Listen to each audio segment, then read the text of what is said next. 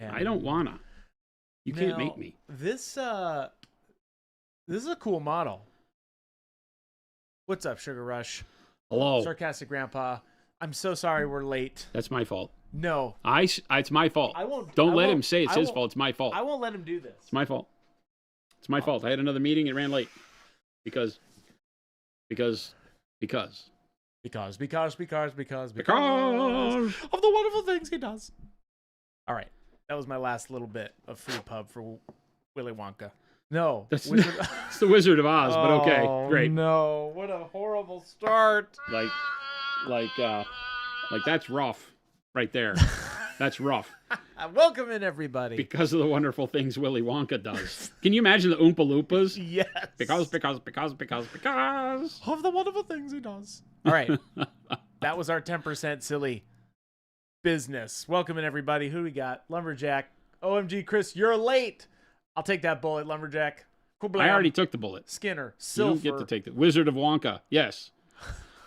Yes. Go watch Snowpiercer, but go watch the hour-long documentary about how Snowpiercer is a sequel to Willy Wonka, and then go watch Snowpiercer again. I remember you talking about this. You want to talk about a really amazing rabbit hole. Yeah. It is amazing, the similarities and all of the things that go along with it. Oh, no. I want to believe. Yes. I want to believe. Welcome in, everybody. We're painting up some Conquest today. Hephaestus. I looked that model up. The Hephaestian is what it's called, because I think you could take multiples, but they're not named models in Conquest, but yes. I saw his other weapons, too. Well, it's the Promethean. Oh. It's the dual kit. Oh. So it can make the Hephaestian or the Promethean. The Promethean has a hammer. Okay. Right? Oh. And it's Prometheus. Oh. I see what they did there. Right? I see. Okay. The Promethean and the Hephaestian. Welcome in, everybody. We're never Dang it, late. it's Chris. Jen was better. Hey, I'm glad Jen was able to. Jen's just cuter. I'm glad Jen was able to come on Friday. She enjoyed it. Yeah. She really liked the little shoes. Oh, Matt Varnish. She moved the shoes to see if you would find out. I see that. She was like, she took a picture and posted it on her timeline. Okay. Because she was like, I have really fallen in love with these little shoes. Oh, good. They were. I'm glad. Welcome in, everybody. We're so happy you're all here. Jen really brought a more classy vibe. Stay classy, Jen. We need to get a shirt that says "Stay classy, Jen." Stay classy, Jen. Stay classy, Jen. So, Jason, you were doing this lava arm yesterday. I didn't. I did all of that after the stream. I did his skin. Oh, okay. I did his skin. The dark skin. Interesting. So that skin is I like that. Like it's supposed Zoom to in be really that. close. Yeah. Because it's got a lot of nuance to it. It's got like a lot of blue and purples and things like that going on. Oh. So it's I kind dig of that. like That's like salamander skin for 40K was my goal. So it's a very gray, but it still has some really cool underpinning colors. Yeah. So I dig that. Okay. Okay. Okay. Okay. Okay. Okay. And you're doing a lava arm. Yeah. I dig that. Yeah. I like this model. Yeah. I like this. I like the presentation of this model. I hope it's strong in the game. I have no idea. I would really hope so. It's a giant, so I figured you'd like it. I do like it. Maybe that's why. Because I looked at that and I was like, ooh. Devin says, oh, please, like Chris wasn't watching last night. No, I unfortunately wasn't in his watching. underwear? He was naked in his recliner. I wasn't actually watching. I got the notification, but I wasn't able to tune in. I know. What? I know. Chaos kind Angel. of nonsense? Thank you for that sub. I know. I wasn't. Dr. Rhino, what's going on? Wad. I wasn't able to tune in. I'm sorry. What? Wasn't able to. I don't even understand you. I was delayed. You weren't delayed. What does that even mean? I was just trying to get a Gandalf quote in there somehow. Source says, pondering magnetizing weapons for my kill team models. Any experience with that? Would you recommend or advise me not to? Well, I would never recommend or advise not to magnetize weapons. I think it's a great way to do stuff if you have, a game where different loadouts do different things. Yeah. I think it can be really great. It is tedious, right? Yeah. I was going to say. It's tedious as heck, but I think it's really cool when you pull it off. I don't ever do it because of the tedium. I'm just going to be honest with you. It's not something that I value high enough to really go in and say, you know what I'm going to do? Spend hours and hours. It's a lot of work. Drilling and pinning and doing all that stuff. But yeah, I'm a fan. I think it looks awesome.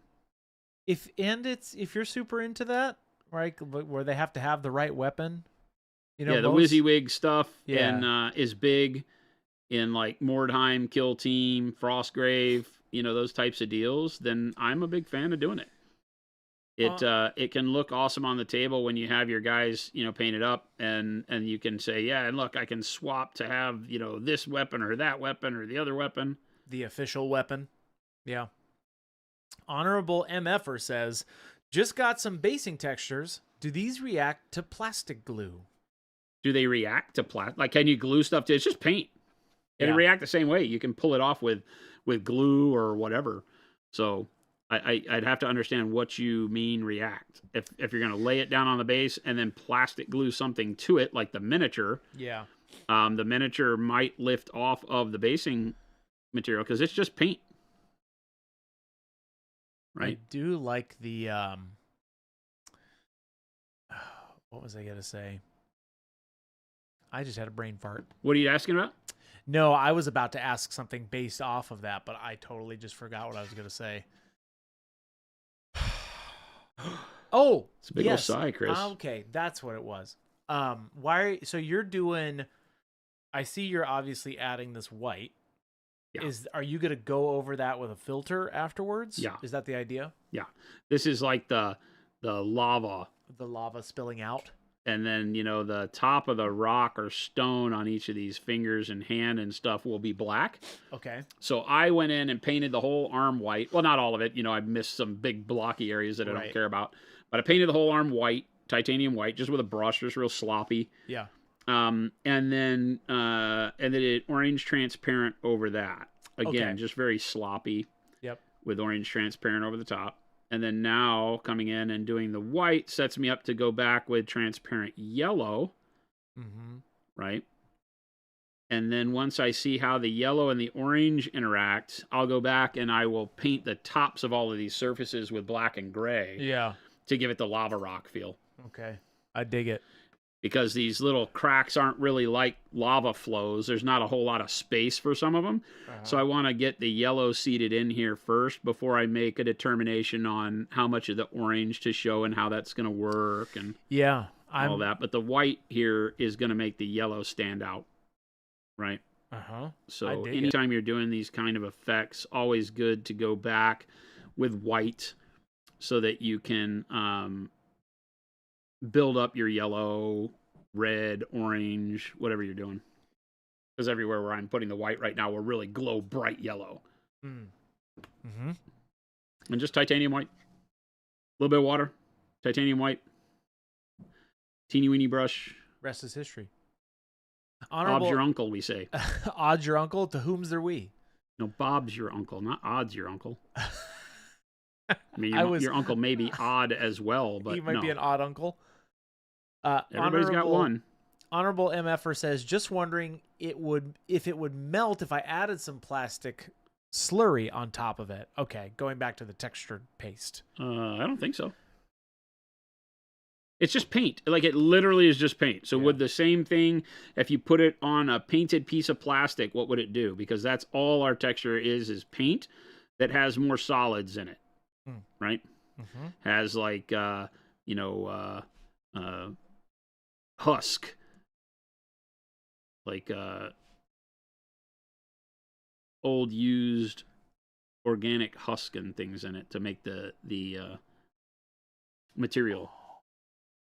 Give it the texture. Indie Dog Chris, new Custodes reigns. How does your wallet feel? Oh, they're so cool. The 30K ones. I don't mind. I don't know. Were they much different? They look older and beefier.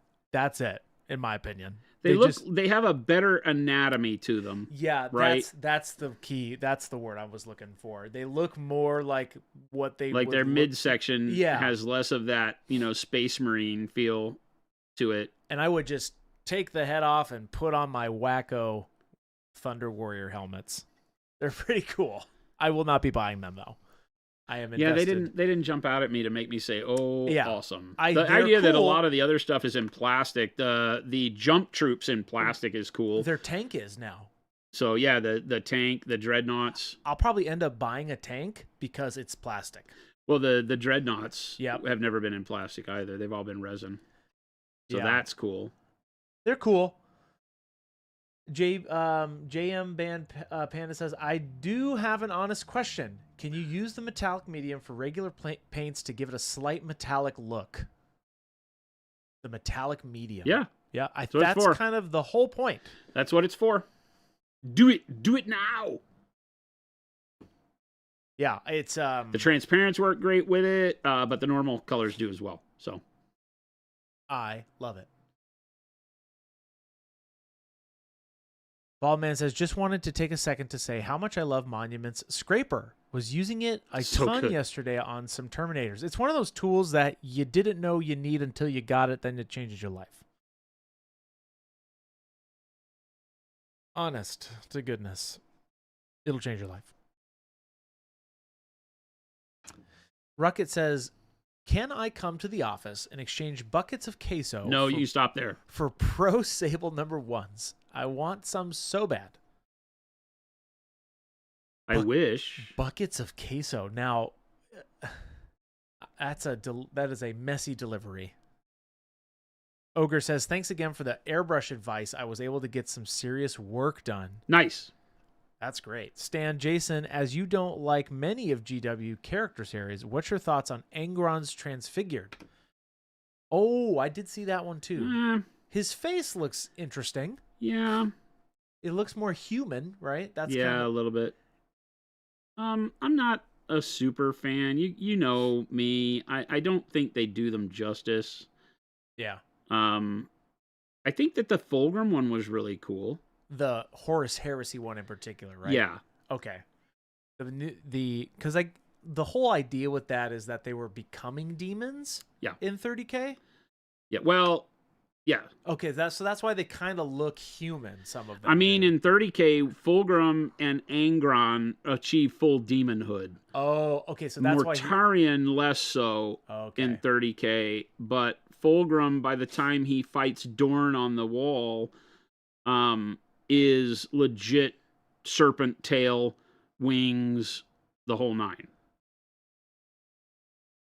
The new Angron model, he looked okay, so that makes sense. So like he's getting more demon-y. Like his face looks more like a human. Yep. That I noticed. Okay, that makes sense.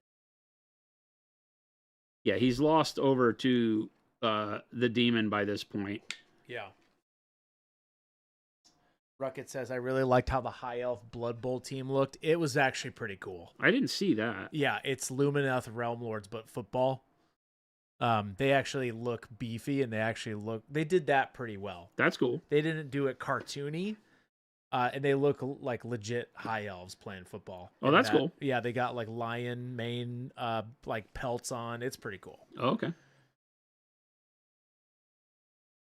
I'm a fan of that. I'm deep in my gnomes right now.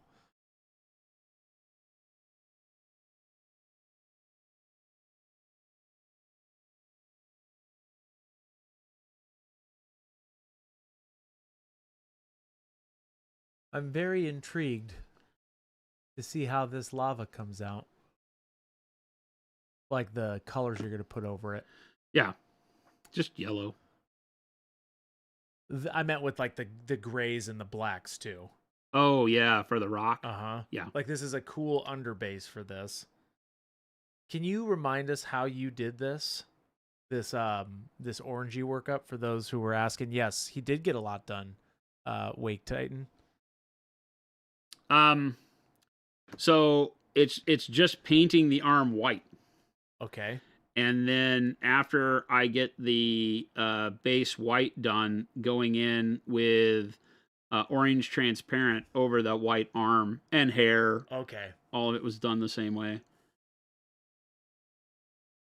Is it just orange? Just orange, yeah. Okay. Yeah, the transparent orange over the top of white. I thought for a second. But the white I did very messily.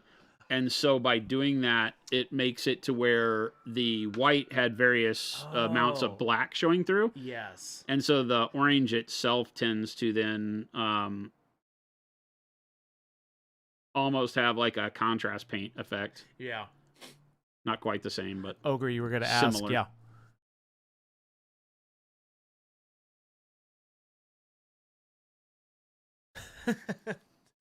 Tech says here for painting Conquest, get spoiled Horus Heresy stuff. No, we talk about Horus Heresy. There's no spoilers here. You should have already read this. That's what I've always been told. It's like you can't spoil something that's already happened. Yeah. It's hard to spoil the heresy. We know how it ended. It's Before the books even started, we knew what happened. It's in the name. The Horus Heresy. Ogre says, I'm doing the Magma Herald, so this is good. Nice. Oh, perfect.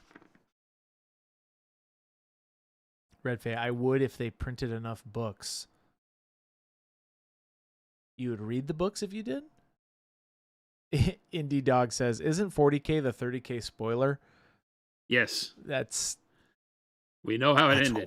We know what happened. We know who's alive and who's not. Well, not in all cases. That's not true. We don't know where Dorn and Russ and some of the other Primarchs are, but the Khan. I want to know where the Khan is.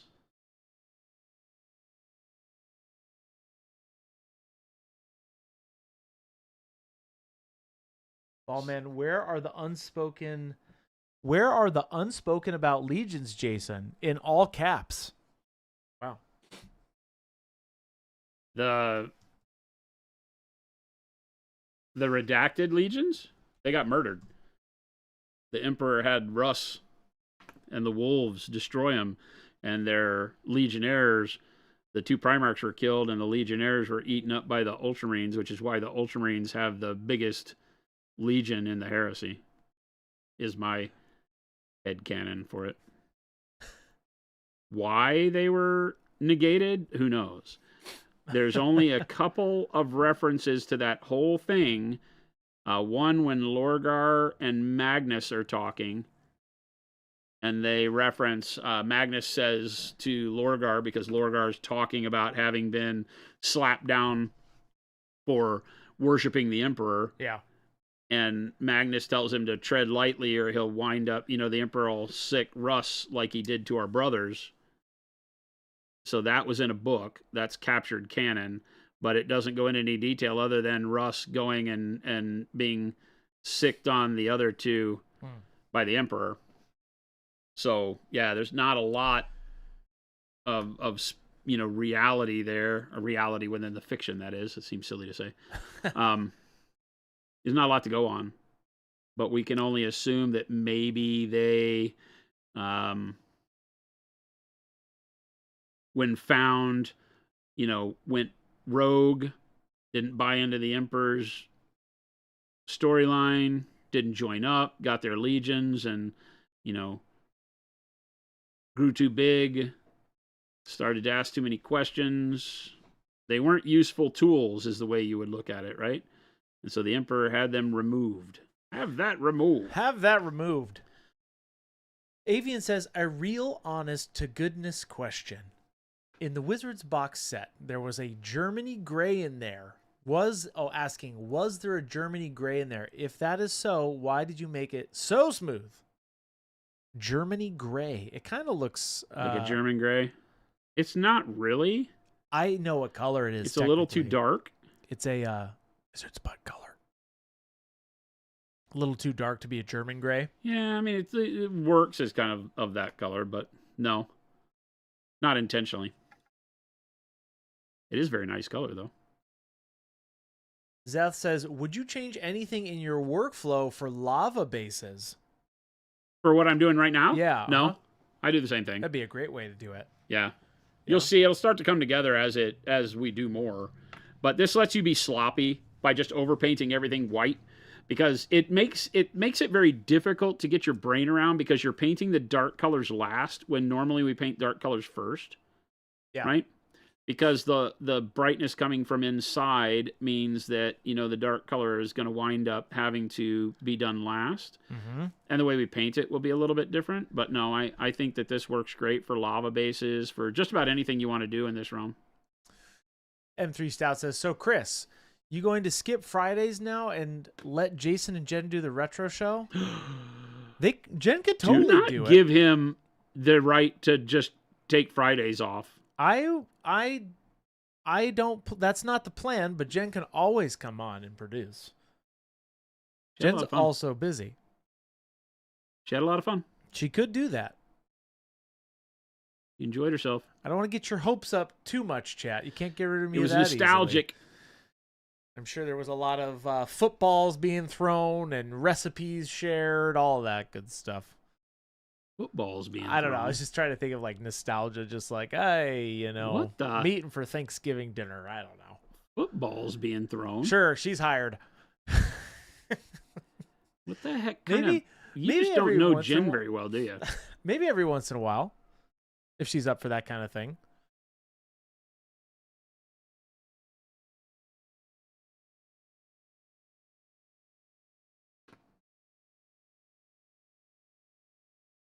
Tancred says, my Vance flesh tone is getting way too thick. Is throwing some of the medium in the bottle a good idea or nah? No. Did you leave the bottle open or something? Getting way too thick. Adding any mediums to it will just dilute it. So I don't recommend doing that.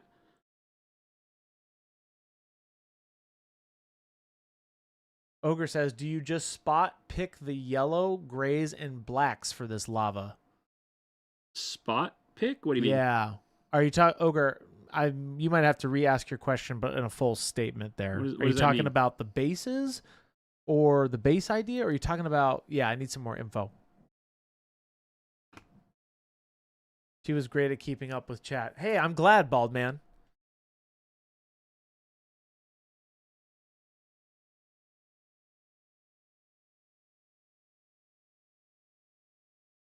And Stefan's asking, what paintbrush are you using? A Pro Sable #1. Nice. Getting in there. Somebody said they bring buckets of queso to get, I think. Oh. This is a Pro Sable #1 made right here in our U.S. office. One of the first. We made some 1s and 3s as a test on the equipment. Make sure our crew can handle the crimper and all that stuff. They came out really nice. I've been using the hell out of them. Avian says, okay, another real question. Any suggestion on how to... Can I ask, are there fake questions? I'm really lost. No, all these questions are prefaced now. I know. Got a real question for you. I think as opposed Avian. To what? Avian has started this trend. Avian, I've never thought your questions are fake. Even the silly ones are technically real questions. You can ask away. Any suggestion on how to recreate that nice non-German gray paint with non-Wizard's Butt paints? If no, are you going to tell me to go down to the local store and buy out their supply then? Yes. That would be your best bet. I'll be very honest. That color was made with colors that did not make retail packaging. So pigment combos that we did not take to retail are what made that paint. So I can't tell you out of the line how to mix it. I mean, I could if I spent some time on it, but... Tech says, working on a Storm Talon for a friend, and he wants a crimson for the main color. What would be a fun dark and highlight to complement the crimson? Fun dark and highlight? Like a shadow and a highlight. Yeah. For our dark crimson? I believe that's what you're saying, Tech. You're saying thinking a purple and an orange, maybe. Okay. Crimson with orange, like adding orange to the crimson to get the highlight would be kind of cool. I don't know that I would just go full-blown orange over the top of it. Might still be neat. Do a test area and see if you like it. Mo says, my questions about hot pink plaid are very real, I will have you know. And that's why I say them, Mo. He's been instructed to ignore anything mentioning hot pink plaid. It's a battle. We've trained the Christopher GPT. Beep boop. To not do not compute. Do not compute those words. Filter out hot, pink, and plaid when used in close proximity to one another. Oh man, the Punisher says serious business question. Oh geez. What other things? See, that's what happens is that I get baited. What other things will you accept buckets of payment as payment for product?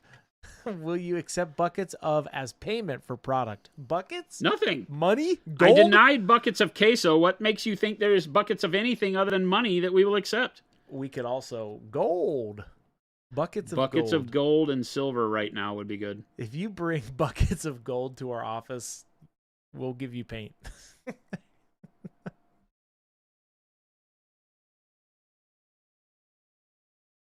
Tech Elves, Tancrete says, going back to it, didn't leave the bottle open. This was about the advanced flesh tone. Didn't leave the bottle open, but it's coming out as a stream of paste now. Did you take the seals out of the bottle? I will grab a new bottle. Our paint won't start to turn into a paste without it being because of evaporation. So at some point in time, it either got left open or something else may have found its way into the bottle. That would be a long shot, but like a little worm or something. Not a worm, like another chemical. Oh, there's something in that paint. Like if you used a brush laden with enamels and dipped it in, but that's not how things work. So people aren't trying to do that, I don't think. Ball man, I will not be running bingo. That's for the elderly up in Carefree, Arizona. Vote for me. Mayor of Carefree. Vote for me. Christopher, 2026. That's what the campaign says. 2026? Vote Chris, 2026. The election's not even in 2026, but he's just getting them prepped. Ogre says, so does he randomly pick spots of yellow, gray, etc., or is there something in mind when looking at it? How do you know where to put the colors? Like what I'm doing right now? Yeah. I'm drawing the lines that are in the sculpt right now. Ogre, I read that. Does he randomly pick spots for yellow, gray, black, etc., or is there something in mind when looking at that? Oh, you talking about for when he goes over this base with his grays, his blacks, and his yellows? Dude, you're getting ahead of the game. Just watch. Yeah, I don't... You'll have to wait and find out. Like what I'm doing right now is tracing lines. All these lines are in the sculpt. So this one's easy. If you were doing like, an area that you wanted to make this freehand, then I think that it's really just kind of up to you as to what looks interesting as a pattern. But it then said, in for this model, just buckle in because I'll buckle up, Buttercup. It's coming. Papa Chicken has something for you, Jason. No, he doesn't. What do you call a guy rolling in a pile of leaves? A guy rolling in a pile of leaves. Russell. Am I right? Yep. That is exactly right. Russell would be my guess. Oh, Papa Chicken. Hey. Gilborn says, buckets of Conquest minis. No, we have them all. Okay, I will admit, there was this one new demon-looking thing. I went on Parabellum. Oh. The big one with the big mouth. Oh. It's supposed to be headed our way, but then I think they ghosted us. They ghosted us? Yeah, the guy. I'm hoping not. I'm hoping I'm not giving him a bad rep right now. But I have emailed. Get back to us. I emailed him back, sent him an address. He said he'd send the spires because that's the one that's being given away. Oh, wait, are they Yeah, I remember this. Is it out yet? No, it comes out this week. And he was supposed Oh. to send one to us last week so that we could Oh, get going and yes. build it and paint it and give one away this week. Oh, boy. But now I'm throwing them under the bus because they haven't contacted us. So no ill will. Maybe the following week? I did not paint these so that they would All right. give us free stuff. I painted them because they're cool. Yeah. But yeah, so the Conquest guys contacted me, and If you're out there, they've been getting a lot of press because of us. As a matter of fact, I was watching the video from their latest. yeah. They do a roundtable discussion where they talk about new things coming Yeah. out and things they're going to be at and stuff. And during the middle of it, a couple of times in their chat, like 2 or 3 times in chat, even just while I was watching, Yeah. chatters were like, "Oh my gosh, Jason from Monument Hobbies is going to love this." It was just kind of crazy. I was like, "Oh wow." We definitely have been. You've definitely been liking these models, and they're cool. Oh, I love them. They're really dope. awesome. I mean, this model gets even this one right here is pretty cool. Can you come up a little, Jason? No.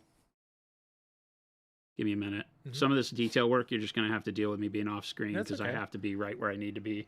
It has this long spear, so I can't. Yeah, I feel you. I'm okay. hitting models in the background and knocking stuff over with this spear because I have to kind of rotate it like this, and then it hits the desk. That's okay. So I got it. It's a little bit of a pain to maneuver this guy. I apologize. You're good. I think I got it here. Okay, let me get back to this. Brian says, after the topic of wet palettes from last week, I switched back to a regular palette over the weekend. So much better. Thank you. Nice. Look at you. Like I said, Way to give it I a go. don't have any skin in that game as to what palette you use. I think it is largely preference, but let the preference be based on what gives you the best result. That's the way I'll say that, right? If Yeah. you feel like after you get in there and start, painting, that a wet palette is hassling, because it takes too much effort to keep putting water in it and blah, blah, blah. And for me, that's what it is. I don't feel like when I'm painting with a wet palette that my full focus is on my painting. Some of it's on the palette, and I don't like that. The palette's just a place I put paint that I put on my brush. I don't like the palette to have to need attention. But glad to hear it if you're loving it. Avian says, what is the sound a chicken makes when you pop it? Hang on. You would wait until I loaded up the brush here. He's driving right now. There you go. About like that. Okay, did you know that if you turn a boat over, you can use it as a percentile filtered hat? Gilborn, that's not allowed to be that funny. That was last week. That's a repeat. Capsized. Because it's capsized. Oh, no, you can't do that. That was a rerun. Percentile fitted hat.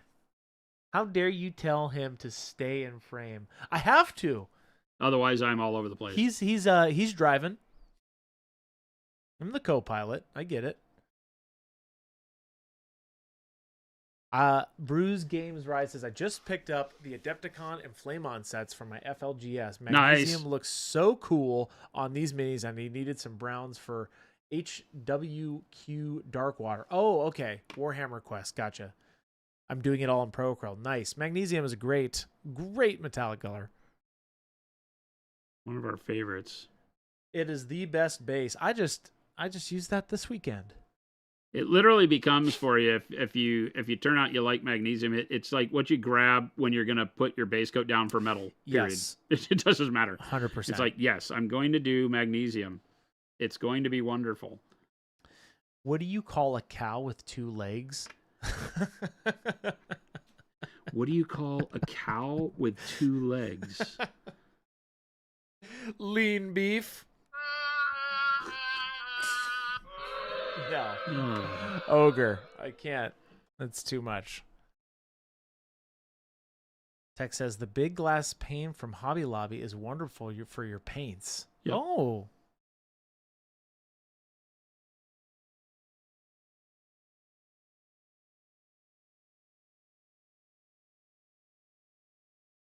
Papa Chicken Lumberjack says Mo says we discussed this on last night's stream. Pretty sure that Jason and Chris plot this stuff when they're offline. Well, somebody must have gotten mad about their stream streak. Oh. Who said that? I don't think so.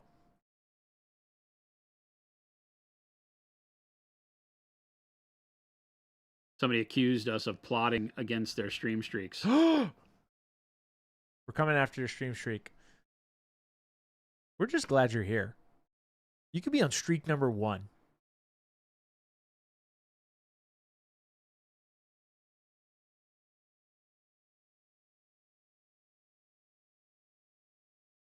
What do you call a cow with no legs? Ground beef? Oh my god. Oh, you kids. You never heard these? No, unfortunately not. This is my first time.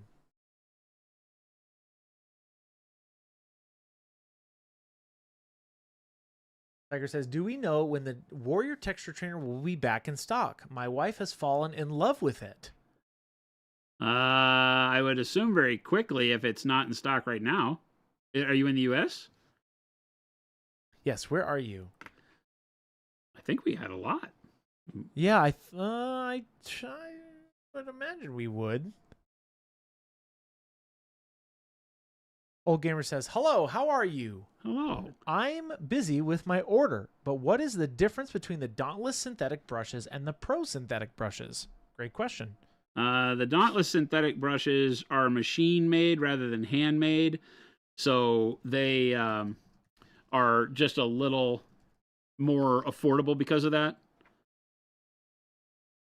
The Pro synthetics and the Pro sables, all the Pro series brushes are handmade, meaning that the bundles are all made by hand. They're not separated out by machine. Put together by hand, crimped by a person standing at the crimping machine, as opposed to going through like an automated machine. The automation gives us a lot of efficiency that reduces cost. Joshua Lee says, I regret to inform you guys that I've started a new Warhammer army. Audible gasp. Age of Sigmar Nighthaunts. Nice. Since I'm out of Admex to build and paint. Now, Nighthaunts, very fun to airbrush paint. I will give them that. You could do some fun with that. Very cool. Good God, that's tedious. Now, you gonna do it to the beard and all that too? Yeah, I gotta do everything. Oh, all right. JMB and Panda says, any idea when the Pro Sables will be back in stock? Well, they're in stock. You just have a couple of maybe 1 or 2 brushes that are not. I think the one is out, so you can't buy a set. But you can go buy the singles. Well, and also remember, if you buy 4, you get this set price. Yeah, you get the set price. Yeah, so go check the singles and make sure that we don't have the sizes you're looking for anyway. Double T's asking, why don't you guys have a fluoro blue? Blue doesn't fluoresce very well. So when you're making a color for its brightness, our transparent blue and our sky blue are already better than fluoro blue. Sky blue is amazing over plasma, like over our transparent white. Yeah, if you put sky blue over white, you're already brighter than any fluorescent blue. Yeah, it's super And when cool. you turn the UV light onto blue anyway, it just doesn't work very well. So, which was not the reason we made those paints. We didn't really care about the fluoresce. It's just that the fluorescent pigments tend to be some of the brightest over white. Repray says, do the handmade brushes come pre-licked, or do you still need to do that myself? Now, Stop licking your brush. If you lick your brush, it's eating the paint, and we do not condone that behavior. Don't eat the paint. Stop licking your brush. Watt says, hot brush singles in your area, looking to mingle.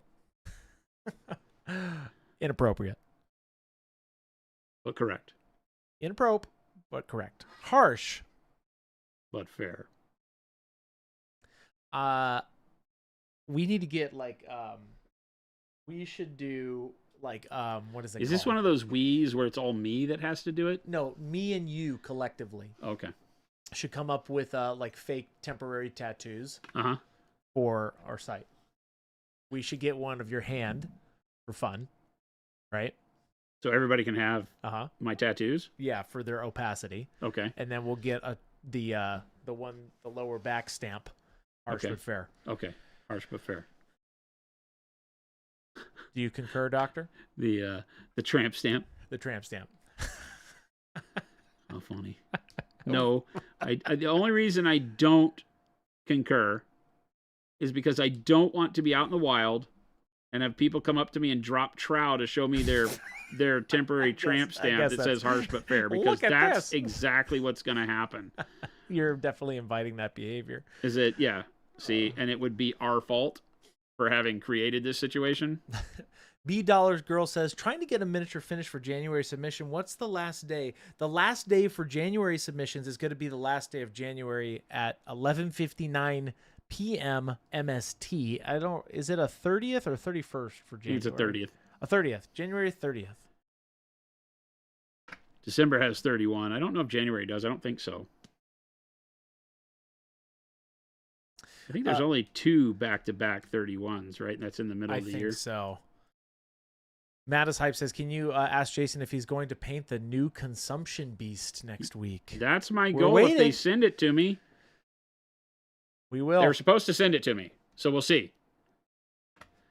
If they change their mind and don't have it or don't send it, then no. It's actually kind of cool. I don't have spires. Well, it's going to take a minute to build that thing, too. It looks very interesting. The big models, believe it or not, the big models go together a lot quicker. Really? Yeah. The big models are some of their best plastics. I looked at that big one over there with that arm. I'm like, that had to take so long to build. Not really. Interesting. The big Uroni model? Yeah. The No Yokai? Yeah. Nope. It didn't take that long. Oh, January. It went together very well. January has 31 days. Oh, okay. Giving us a perfect February. Oh, I didn't know that. Okay, everybody said 31, 31, 31. Okay, all right. Everybody settle down. Everybody cool off. Yes, so it'll be the 31st. If you all don't know, we have a Discord filled with all of you, probably.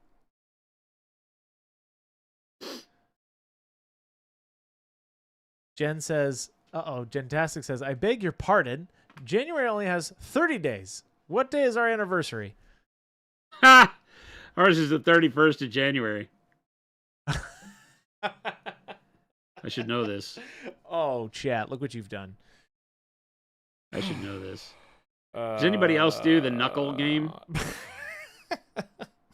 Like, whenever somebody asks me what it is, it's that you got to start. You got to be like January, February, March, April, May, June, July, August, September, October, November, December. And the top knuckles have 31 days. So if you start on your top knuckle with January, then yes, it has 31 days. But because I'm painting and can't get to my knuckles, I don't remember these things. I literally have never heard that in my entire life. Never? Never. Oh. First time. Grown man. Grown-ass man. Never did the knuckle game. 65 years old. Never heard that. That's how we were taught in school. Hey, hearts up for Jen. What's going on, Jen? Jen, they miss you already. I'm not surprised. I miss you too, darling, dearest, love of my life. Light of, what does it say? Love. Darling. Light of my life. Light of my life. I'm not going to kill you. I'm just going to bash your brains in. Oh, great movie. I'm really trying to get Gabe to watch that movie. He hasn't seen The Shining? I know, man. No wonder what the problem with that kid is. I just realized everything wrong with Gabe in one sentence. I love watching cinema with people who haven't seen a very cinematic thing for the first time and being like, look at this wide-angled shot. Look at it. It's all a shot on this wide-angled lens. They're like right next to these people. Look at this staircase scene. All work and no play makes Gabe a dull boy. Light of my life. It's so good, man. Oh, I'm trying to get him to watch it. It's the rarity that a movie that is so counter to the book is also so great. 100%. Generally, when I see those types of things, it's the opposite. Yeah. It's like, oh my God, what a waste. The Shining is the rare bird. The Shining is like, okay, so the licenses taken with the movie to make it different than the book are done so well that I can't really argue. There are people out there that, call themselves purists or whatever, Yeah. That say differently, but I mean, even Stephen King and they were what's his nuts had a big war about it, right? Kubrick. Yeah, they were not friends. Not friends about that whole thing. Old Gamer does have a question. Sorry, I have a next question. Don't have to apologize. I'm about to order. What is Noosh and what can I use it for?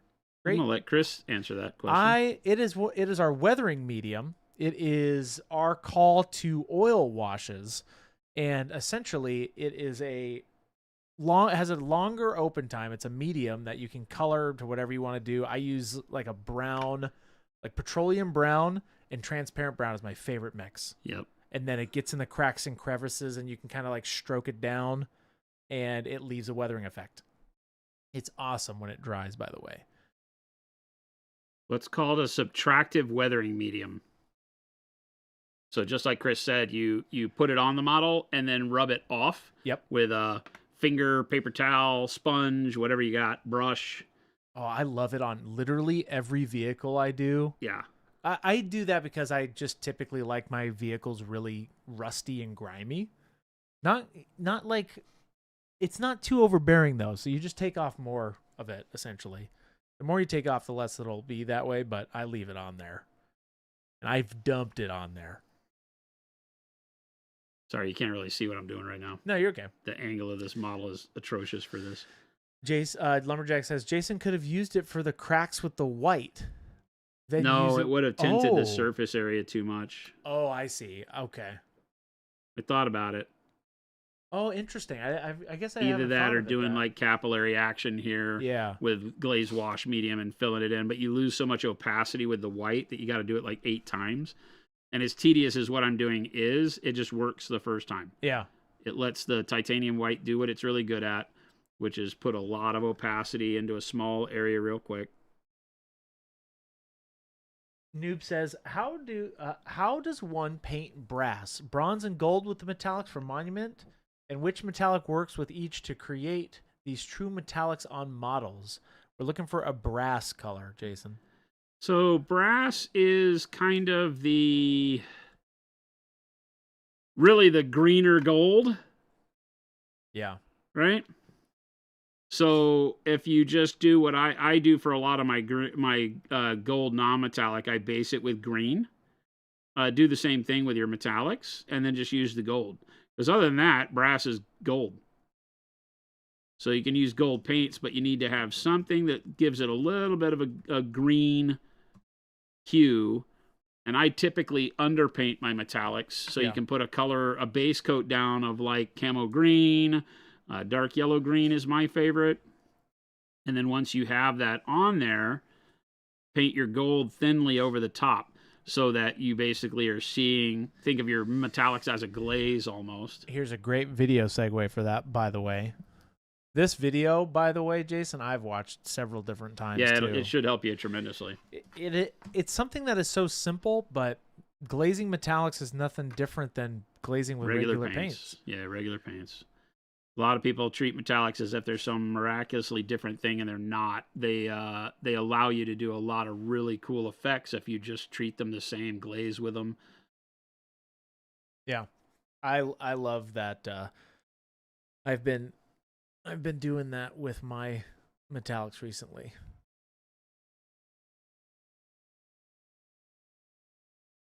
I'm gonna noosh all of my knights once I get all of the dirty metal on them. Oh yeah, 100%.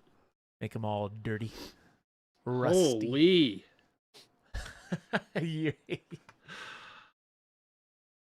Part of painting I hate the most. Jason's really good at getting these projects this way, right? It's like, oh, this is going to look cool when it's done.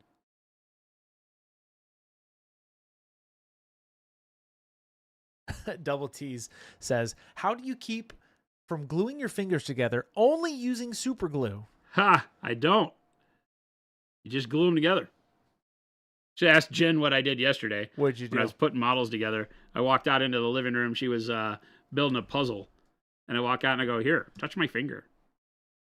Because I got so much super glue on my finger. And I used Instaset Oh yeah, I use that. I use that now too. And so like the entire pad of my finger was like this weird, um, felt like thin plastic.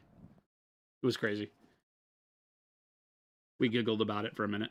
Noob says, okay, so you've been going back to Noob's question about the brass. You've been working with, okay, you know about the glazing. It's just I only have 3 bronze medals because I want a duller gold. So I was planning on a dark jade base, bronze, and bright gold. But that might just be me. Dark jade base, bronze, and bright gold for brass? Yeah. Brass is really yellow.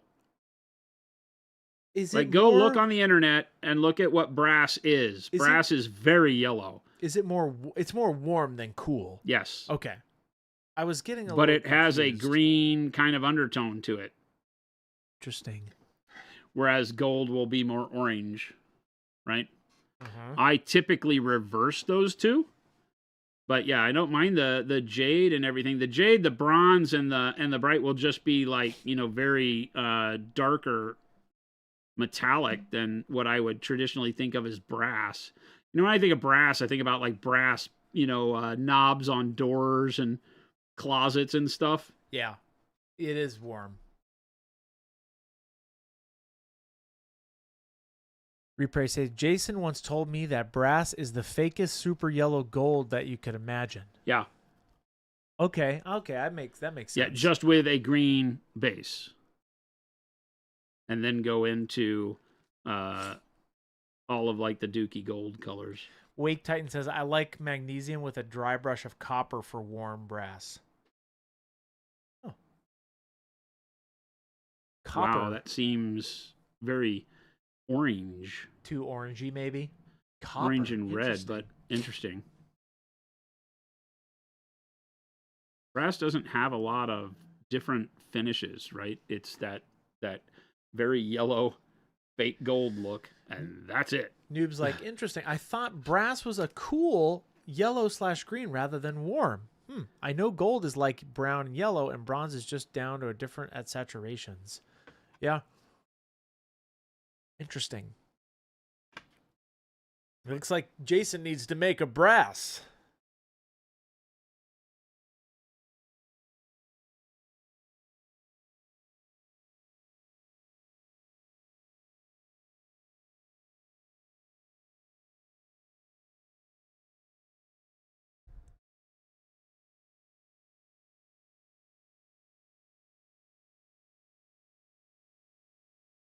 Jen, if you're still out there, Jason mentioned that you liked these tiny shoes.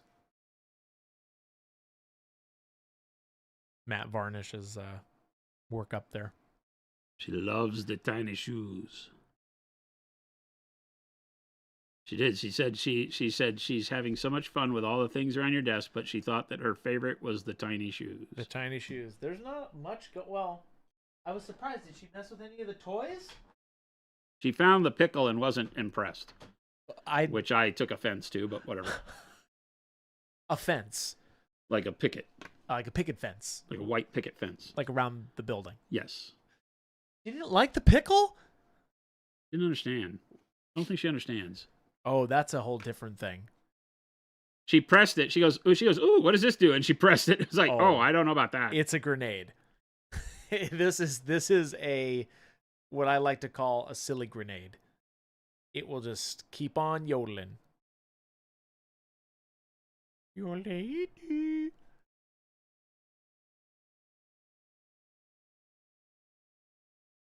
Jason, the world wants you to make a brass color.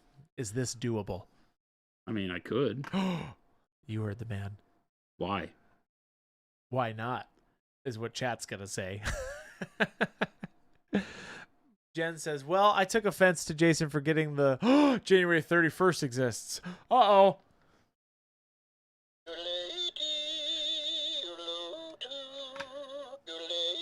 Yeah, see, it's just Chat, anybody going. looking for a roommate? I have a feeling my life's about to get really hard. Move on in. Jen did say, but I did enjoy the shoes very much. I got my wacky pen holder over here. Little sticky notes. A lot going on this desk. Chris, I wouldn't want to touch your pickle either, says Mo. Hey, whoa, this is a family show.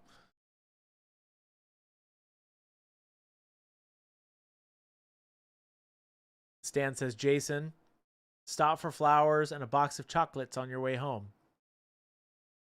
Nope. Won't do it. It's cold out there, chat. It's cold. Won't do it. If you're cold, they're cold. Bring them in. Oh, man. That's funny. What's up, Brent? Welcome in, everybody. We're painting up some Conquest today. We're doing some lava. We're getting there. This is the fun part. Because here's the thing. Once you've done all this work, though, it's going to have an awesome effect. Tedious. But tedious. It's tedious, but it's going to be really cool. Tedious. I'm very excited to see how this comes out. Plump Crunchy says, hi, Jason. Hi. Do you like painting Nurgle demons? I'm painting some right now. I was wondering if I could get some advice on trying to achieve something after already painting some of it. Okay. Sure. Yeah, ask away. I think Nurgle are some of the most fun models. Oh I think they're gosh, I also love some of them. the models that you can get away with. Well, you can do a lot to them, but I think you can overdo them easier than a lot of other models. I think you can do too much weathering. You can do too much affecting to them. You can make it to where they're too crazy, dirty, nasty, to where they lose all of the composition, right? They lose value and volume and all of that very easy. Oh, they're so cool. I think I like how they did Nurgle's those. really bitching. I like how they did the new Blight Kings. The old ones were cool too, but the new ones are very cool. Yeah, Plump Crunchy, if you have a specific question about it, let us know.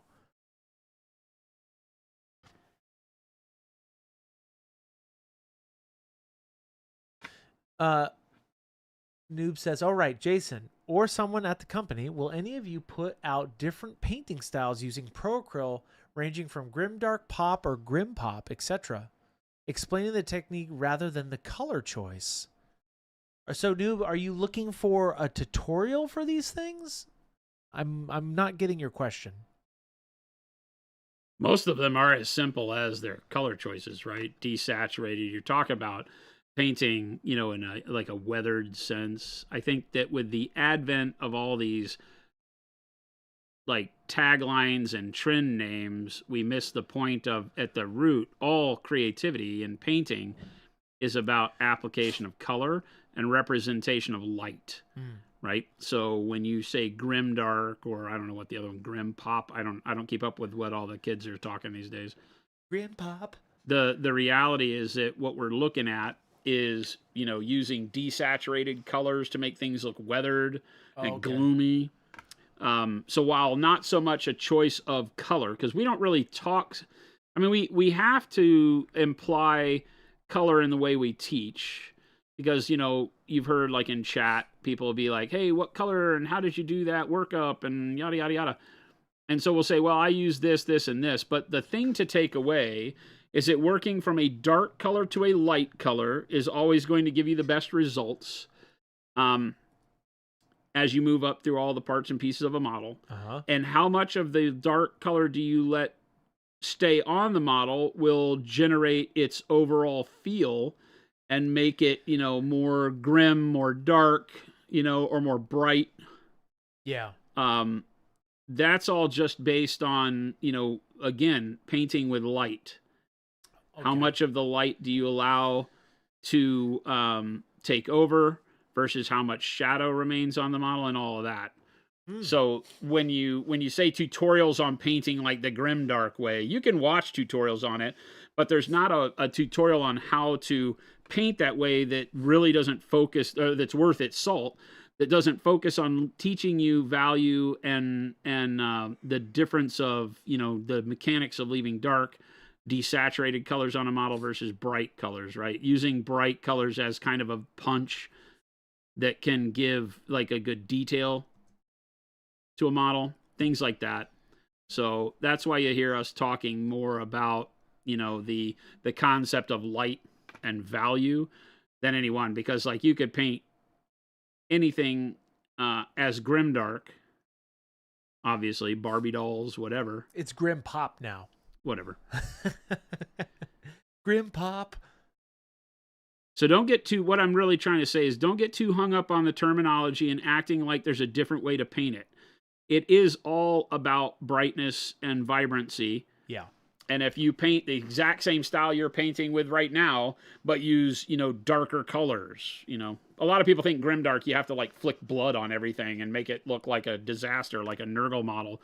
No, Nurgle just lends itself very well to a grimdark style of painting because it has a lot of rusts and, dirt and filth and things like that make dark, earthy tones kind of feel good. But like if you look at, French's paintings, right? And then you'll find things that are actually bursting with color, and that the grim and the dark part is just that the figure itself is kind of weird and manic looking. But yeah, to answer your question, we paint a lot that are in like more desaturated, grim looking color schemes for sure. Yeah. So you'll catch us doing that. I just won't talk about it like, today we're going to show you how to paint grimdark. Yeah. Because I don't want people latching on to a term that if they don't want the model to be that term, they forget about the style of painting. Because the style of painting things in desaturated colors, believe it or not, grimdark is kind of how you paint World War II models. They're neither grim. I mean, I guess they're the quintessential grimdark at that point. And Noob says, oh, no, I was just curious. I painted a butt ton of models as it is. I was only curious if anyone would ever think of it and just have some separate content for the community to enjoy. The logic you're giving is sound, and I don't disagree with it at all. I just notice a lot of these streamers leave the key crucial information out. Yeah. But I think he was kind of going to what he was just saying there, Noob. I think that answers your question in particular about the different styles. Yeah, and like I said, you'll find us doing all of those tutorials. You'll go back and look at a lot of my tutorials, and you'd be like, oh yeah, that would work great for my grimdark army. But I'm not going to say paint grimdark. Agrippa says, okay, Jason, I bit the bullet. I bought a Conquest Old Dominion Undead General, laid down some mahogany, then orange oxide, before dry brushing magnesium to start my rusty. Oh, nice. Your rusty effect. Then some bronze and green oxide for the accents. Nice. That's gonna be cool. Grimdark is more. Yeah, that's Agrippa. That sounds like it'd be awesome.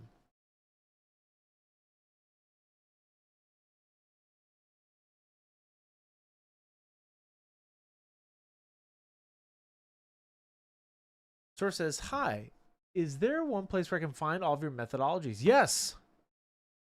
Go to the tutorial section on the website. The Learn tab. Yep. And in that Learn section, you'll find methodologies, links to videos, things like that. And we're updating it as we speak to have even more inclusive content. Chris and his team are working really hard to update the website with all that stuff. So that'll be coming in the very near future. But yeah, all the methodologies are there. They're also, well, I don't know that we update the Facebook folder, but there's a folder on Facebook that has a lot of them in there. Yeah, where is this? Here we go. Here is the link that he was just talking about.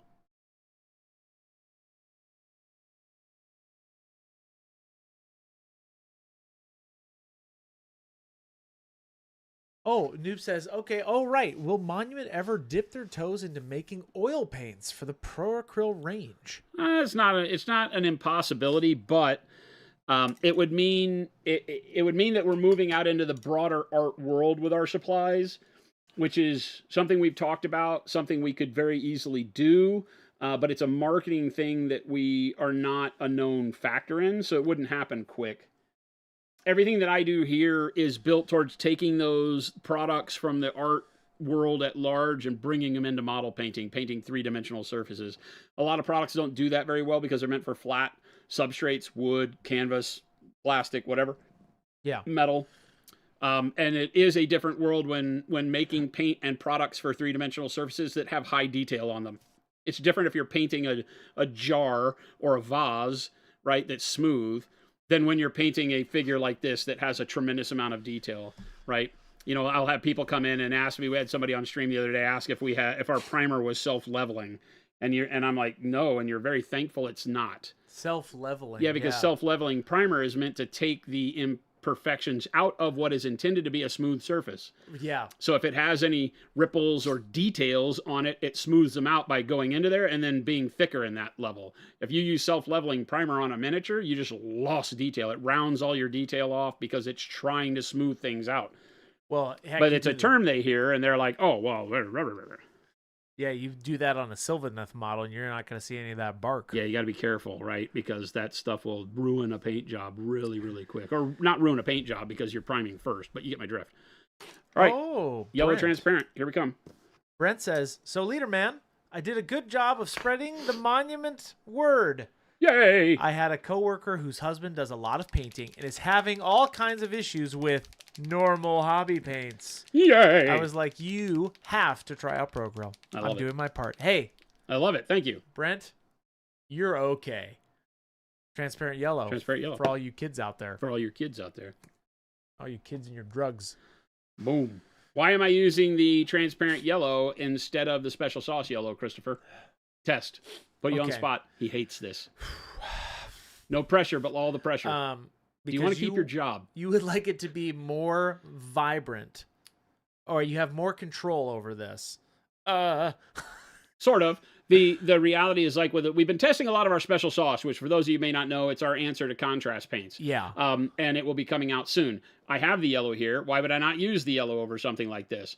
Because when you use a paint like that, its intention is to color the surface yellow in that case, but also to drag pigment into low spots and darken them up, and we don't want the darkness here. Right. The transparent won't do that the same way. The transparent will treat every surface similar and keep it all vibrant. So you hit it without knowing you hit it, but that makes sense. Okay. We don't want the darkness part.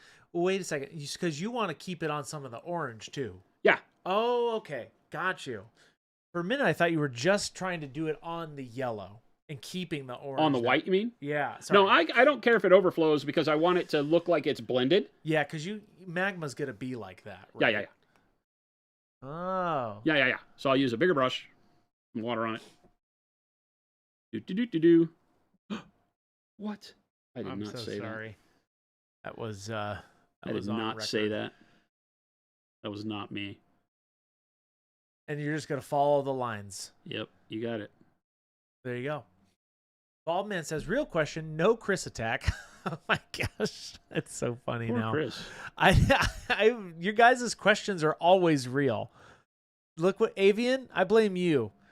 Jason, recently I've been seeing some videos of miniature painters instead stating to start lighter in color choices, as you can always darken down compared to starting dark and trying to lighten up from there. I know you're underpainting, so would you agree with this advice? Okay, repeat. Where are they saying to use lighter colors? Recently, I've been seeing some videos of miniature painters stating to start lighter in color choices, as you can always darken down compared to starting dark and trying to lighten from there. I have not heard this. You can also lighten colors? You can always lighten colors? The reason you start dark and work to light when painting a three-dimensional surface is because, number one, and this is something I'm very vocal about, I subscribe to what I call the Da Vinci school of thought of value, which is that everything starts in darkness, and then as you add light, you get color and visibility, right? Without light, there is no color. So I start all of my models as if the light switch is off, everything's in darkness, and then I add light towards my light source, which seems more logical, right? So that's a logical application of creativity. You can start light and work towards dark, but think about where you're painting your dark colors. They're in the hardest to reach places on the model. So why would I do that? Why would I make myself go back and play a game of Operation where I'm putting my paintbrush into shadows where I'm going to knock the brush against the light areas and possibly mar them with paint, right? Why wouldn't I just simply paint from dark to my light source, which means my last brush stroke is the furthest away from my shadows as possible, keeping my entire paint job safe. But I don't know that that's what you're saying. I would have to see the comment and, you know, what they were talking about. Because there certainly are some situations where you want to start lighter. And yeah, Baldman said at the start of your painting process. Okay. Yeah. Huh. I guess I haven't seen that. I mean, those people may have learned how to paint canvases. And, you know, a lot of the people that I know that are tried and true, like, you know, scholastic artists, we'll call it, that have gone and, you know, gotten an art degree. You know, when you start painting over white gesso and white paper and all of that, and you build your colors from light to dark, it becomes a technique that you just grow accustomed to.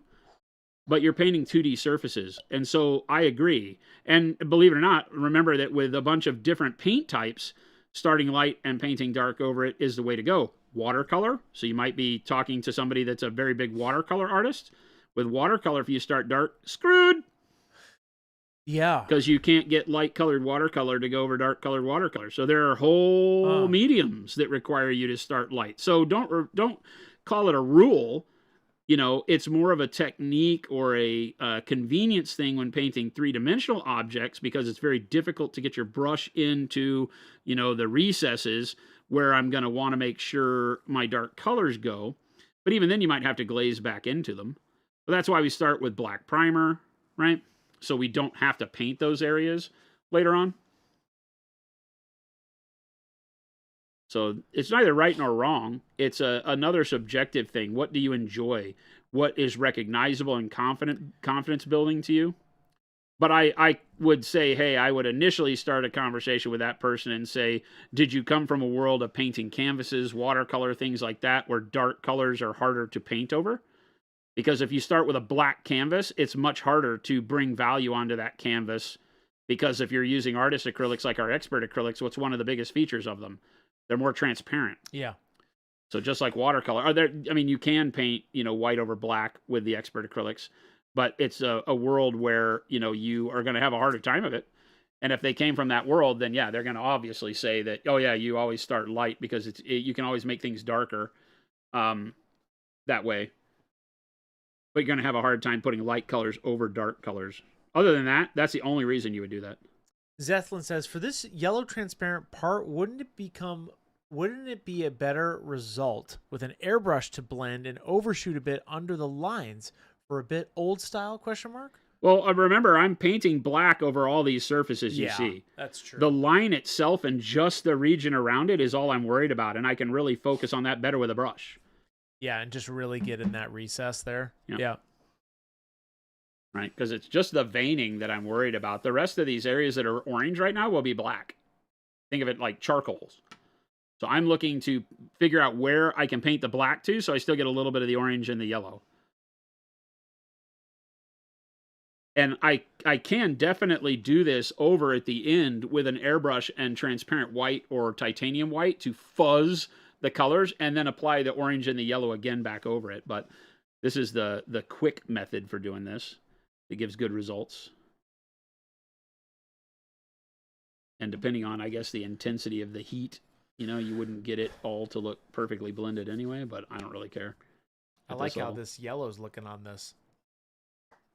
Yeah, and I'm just basically going over all the areas to get the orange around the yellow to... With this kind of fire effect you're doing, lava, right? Yeah. Would you do some OSL around this stuff, or is it not that bright?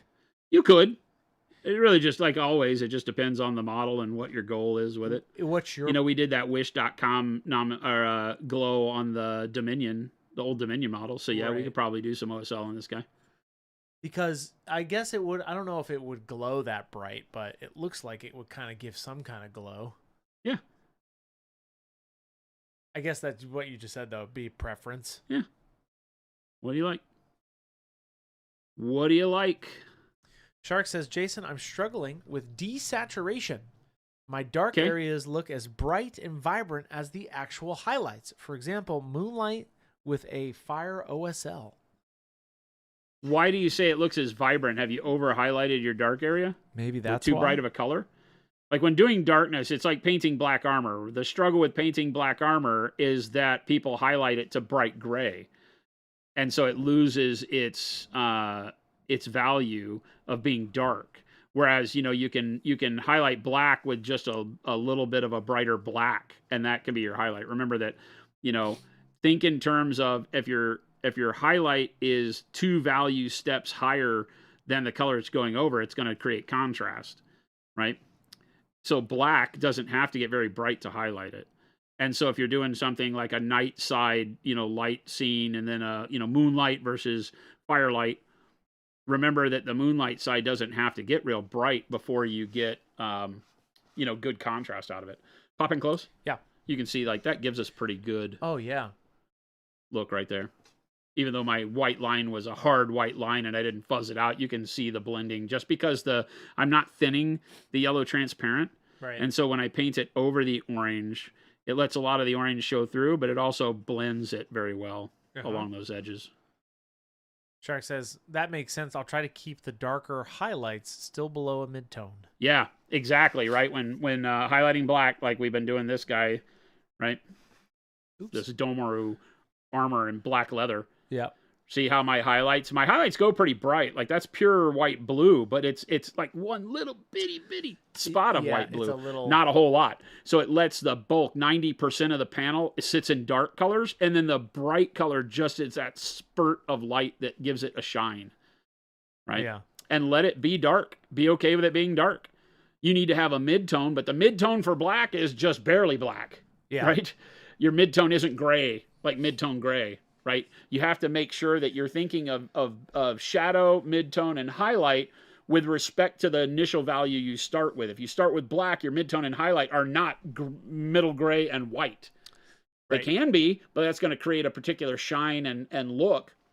They're going to be black, a little bit brighter than black, and a little bit brighter than black. It's going to be all in, like if we call black value 10, black is going to be values 10, 8, and 6 maybe. Yeah. Right? And then punch up to a 3 for like the white, blue little pinprick lights if you want some shine. But now you have black armor. Because everything around it is going to make it look darker anyway, so that's where you have to be careful. You have to bring your value up some, because if you put something like a bright turquoise or something next to it, it pulls it back down. Right? Remember, every bright color makes dark colors look darker, and every dark color makes bright colors look brighter. So a lot of people will ask, hey, like the idea of the moonlight side being too bright, and then the sunlight side being, looking the same, just darken it up. Now, Grip is saying, would a thin line of fluorescent yellow through these veins make them pop more? It's not going to be as immediately intense as the transparent. Yeah. Yes, you would get like that cool fluorescent glow out of them, so you could. Brent's saying, is this the same model from last night? The skin looks a little different. Same model. I haven't changed the skin at all. It's because you're seeing bright colors on it now. This is a great lesson in what I just said, right? You now have bright colors around it, so the skin looks almost like it's just primer. Well, yeah. I guess that's the whole point, because these little You look at patches, the black, and then you look at the skin, though, and you can see the difference. The little black you're putting on this is the skin breaking up, right? Yeah. Okay. Well, it's like rock. It's like he's rock. He's got a stone arm, right? I like it.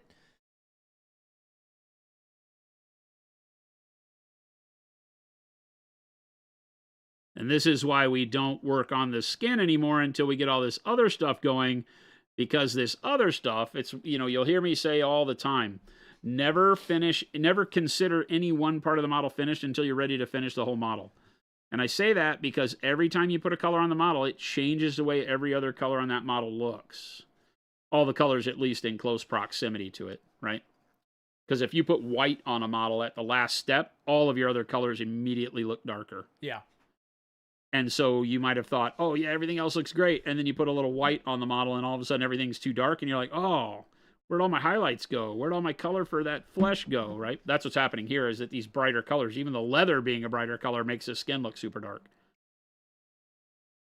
Still has all the colors in it that we had last night.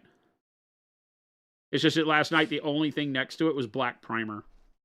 That's true. And so that made it look totally different. Because it was the brightest color on the model was the skin. And today, it is definitely not the brightest color on the model. Panic Bomb says, why didn't Jason just glue rocks to this giant asking for a friend? And I tried that, but somebody in our office used all the rocks. So with that, Panic Bomb, you're banned. You're banned. That's my band gun. But no, the real reason is that somebody else took all the rocks. You're talking about my great shame? What? My great shame? Your great shame? Is that what you just said? That's that I called it. Why? Have you ever seen that short? Did I ever send you that back No. in the day? It's called My Great Shame. Why? It was my great shame. But you had so much fun with them. I did at the time. My great shame. Never be ashamed I of creations I am that are never that fun. I am ashamed of the loss of potential I could have done at the get-go. Well, but sure, all of your early models will be a loss of potential because you can come back later and be like, oh, what I could have done. I know. And You know? here's the thing though. My Sylvaneth, I can go reprime. Those giants, rocks, you're screwed. Those rocks The giants with the on rocks, there, you're kind dude. of screwed. I do understand that. That's my own. I have totally thought about repriming my whole Sylvaneth army and just totally redoing it because all of the basing bits on it are not real. I didn't paint those. So I could go back and like airbrush paint the bases too. Yeah. And actually, have some more fun with it. Now that those Sylvaneth models are so cool. I'll probably not play with them anytime soon, but they're trees. So that's it. I think one of my goals for 2026 after my whole list of project will be finding all the tree models I could find out in the world of gaming and just paint those. And then go play Kings of War, where it's a model agnostic game, and run the trees, and you can just run ints from every game system. That's kind of what I'm thinking. That sounds like an amazing idea when you just said it like that. Right? Because then you can this is the have way. like every of the coolest trees. That sounds great, dude. Trees, get them out there. Shark, I heard Chris carries around rocks in his head. Little Billy told me. Little Billy's gone. Didn't you hear? You haven't seen him today. My bands are swift in the night. They strike when you least expect it. Little Billy like asleep, counting sheep, and then all of a sudden, banhammer. This is what happens. They're like, oh, I'm going to load up Twitch chat, and I'm going to get in there, I'm going to rib Chris again. Oh, wait. Oh, no, I can't type. What's going on? I've been banned. This is me. That's what happens. You won't know. Baldman says, can I get one ban for the year? I used it on Chris. Baldman, no. You can't. Mo says, you can make nice rocks out of dried milliput chunks. Huh. But the dried chunks in a plastic baggie and smash them with a hammer. Oh, okay. Instant natural looking rocks. Okay. Yeah, anytime you overmix your epoxy putty, just make and them molding rocks. clays, leave the shapes. I always try to run them up into like cubes or spheres, things that could be used as details on bases. Make shapes out of it. The idea of cracking it with a hammer and getting random shapes is cool too if you have big enough pieces. I've never had chunks that big, I don't think, but I hear what you're saying. Chris, you need to really branch out what minis you paint. You'll get bored and leave all your tree minis behind. Oh, I see. The leaf. He brought out the leaf pun. I won't. I couldn't get bored of those. I offered Jason Disgraced. I'd paint those trees from Conquest. Oh, yeah, we do. We have. I told him I'd build them and technically, all the Weaver courts have some tree to them. The dragon is a tree. I haven't actually looked at that dragon yet. Oh, my God. It's got a coil drake. You got it back there? Yeah, holy amazing, dude. Is it back there right now? Yeah. I might You come. brought the box in here, I think. I didn't actually look in the box besides the trees. The first one. Can I see? I'm going to come. 1 second. There's the brutes that you saw. The 3 brutes that are like, they look like those. trees. Those they are look cool. like brute ints. Those are right? cool. It's at the bottom. It's at the bottom? It's got a coil drake. DRAIC, like old druidic. Oh. It's running like a greyhound. It's posed like a greyhound in mid-stride while racing. It is the coolest sculpt. I hear it's an absolute pain to build to get it to mount on the base, but I'm here for it. I don't care. Let's take a look. I'm all the way in because it's so cool. Oh. What am I looking at? The face is like a big flower. Well, that's one of them that you can build. It's a dual kit. The one that I'll build is the more dragony face. Oh, that's cool. Oh, yeah. That's all leaf, man.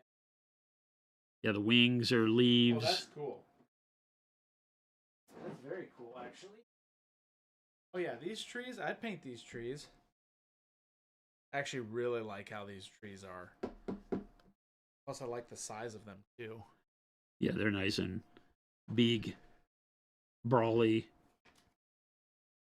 brutes. All right, no, I can't look at this. We're running a show. I'm looking at. What am I doing? William says, William Ray, hello all. In which situations do you pick transparent versus fluorescent and vice versa? I didn't quite understand your Lance answer to that. Thank you.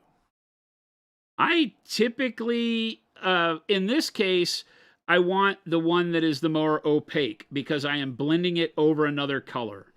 Okay? The fluorescents are very translucent, which makes no sense because we call these transparent paints. But the transparent paints are more opaque than the fluorescents. So the transparent paints will have more of an effect on the colors next to them. Yeah. The fluorescent paints, you really need to be underpinning them with white like we did with the yellow here, but you would need to have the white kind of go and feather out, like somebody mentioned with an airbrush, over the orange in order for the fluorescent yellow to have as big of a hit. Okay. Here I'm able to just paint it on because I'm not thinning these at all. Out of the bottle, the transparent paints with no thinner have a pretty big tint effect to them. I can still see the orange through here, obviously, but I am having a big shift over to a more yellowy orange than it was before I started. And again, that's because I'm not really even putting water on my brush, right? I haven't gone and cleaned my brush during this whole thing. I'm just slapping the yellow on. Pop in close. Yep. So you can see how it's, see how it's Let me blending in with the orange, like up around the hair.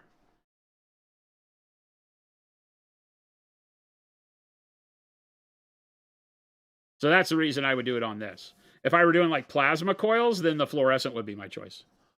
Oh, dude. Because the fluorescent just stays where you put the lighting effect, as opposed to if I use the transparent effects or the transparent paints, I have to thin them down and layer them up quite a bit. Right. So the fluorescent, if I were to take like the plasma coils, paint them titanium white, then spray transparent white around the area for the glow effect. Then when I hit it with the fluorescent's only visible over the white and not really visible at all over like my black gun and all the other shadows and stuff. Whereas the transparent will start to tint the area around it more. So they're kind of nuanced like that. Of course, the fluorescents do fluoresce. In the UV lighting, they glow. So if you want that, then you have to use the fluorescents. But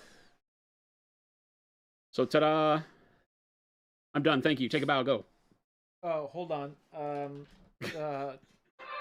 We're done. Thank you much. Thank you much. Throw that cup away.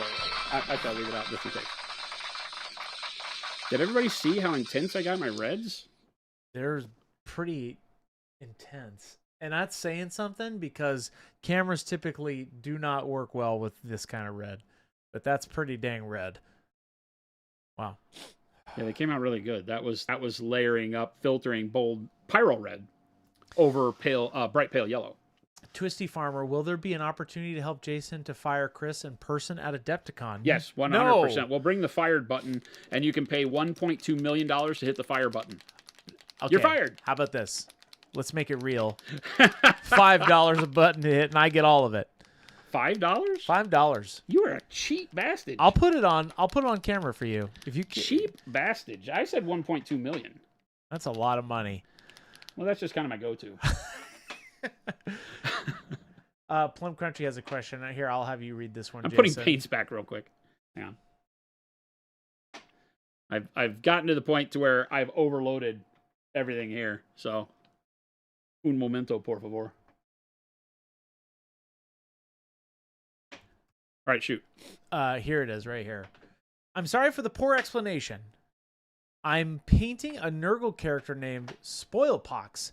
He has a huge worm that is a part of his face that I didn't realize was the case. So I painted the worm in a highly saturated blue-green with all sorts of texture spotting on his skin and such that I'm happy with. That includes the face since I was in the zone and realized it too. I want to do the same for his body, but I'm unsure how to work him for a green close to the plague bearer flesh. Oh boy, that's a very... I don't know. Plum Crunchy, here's what I would ask you. I would try to summarize this in a sentence to get exactly what you're looking for. Huge worm that's part of its face. So I painted the worm in highly saturated blue-green with all sorts of texture spotting on its skin that you're happy with. But you realize too late I want to do the same to his body, but you're unsure how to work him up for a green close to plague bear flesh. So that... You've lost me because on the one hand you say you did something really cool that you want to redo, but not. So help me out. What are you trying to do? Like Chris said, give us a sentence. You're trying to create a green. You're trying to create a... What color are you trying to create? That would probably make it easier. Because you say you've done a really cool kind of thing on the worm before you realize that that went up onto his face too. So I just need to kind of understand what it is you're working towards here. Okay, so what I'm going to do here is I'm just going to start painting the black, the stone area, and I'm only going to take the black far enough to the edge so that I can still leave some orange. So I'm not necessarily painting to the edge of the plastic, because in some cases that might be the only orange I have, so I'm going to leave that to be kind of a pseudo glow over the top if I have to in certain areas. Boggs says, serious question. Why do we all hate on Chris so much? He seems like a nice guy. And I replied, I am the fortress that guards me lord. The North? The Lord. Me lord. Like me lord. Jason. I guard Jason from your slings and arrows chat. Well, nobody's trying to be mean to me. I know. That's so why you're not guarding me. That's why I'm here. You should worry about guarding yourself. No, it's all. I know it's all coming towards Jason. That's all this comes from. All this chat hate. You're all fired. What are you talking about? The slings and arrows chat. I'll take it. I'll take it. I do it for Jason. I do it for you, chat.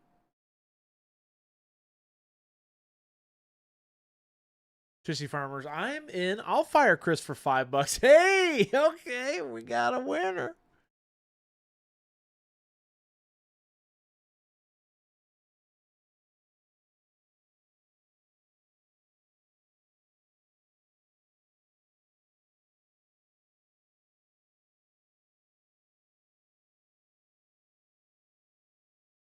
Oh, look at that. Okay.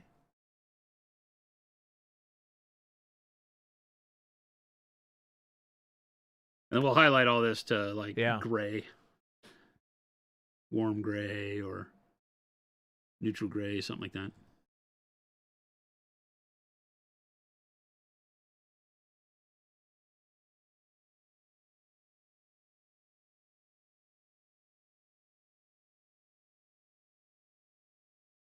It's tedious, right? Because you got to paint all these detail areas. Plum Crunchy, what greens could I use to create a classic plague bearer flesh skin tone using Pro Acryl, the yellowish pale green color? Ooh, great. See, there you go, Plum Crunchy. I get you now. I like the ivories or olive flesh mixed in with the yellow greens, personally. The there's a world where you could use other of the light colors too. But I like the kind of more pale yellow. Yeah. With any of the dark yellow green kind of colors works really well. Flesh tones look really cool when you use them, like tan flesh mixed in, because it makes it seem like it's kind of fleshy.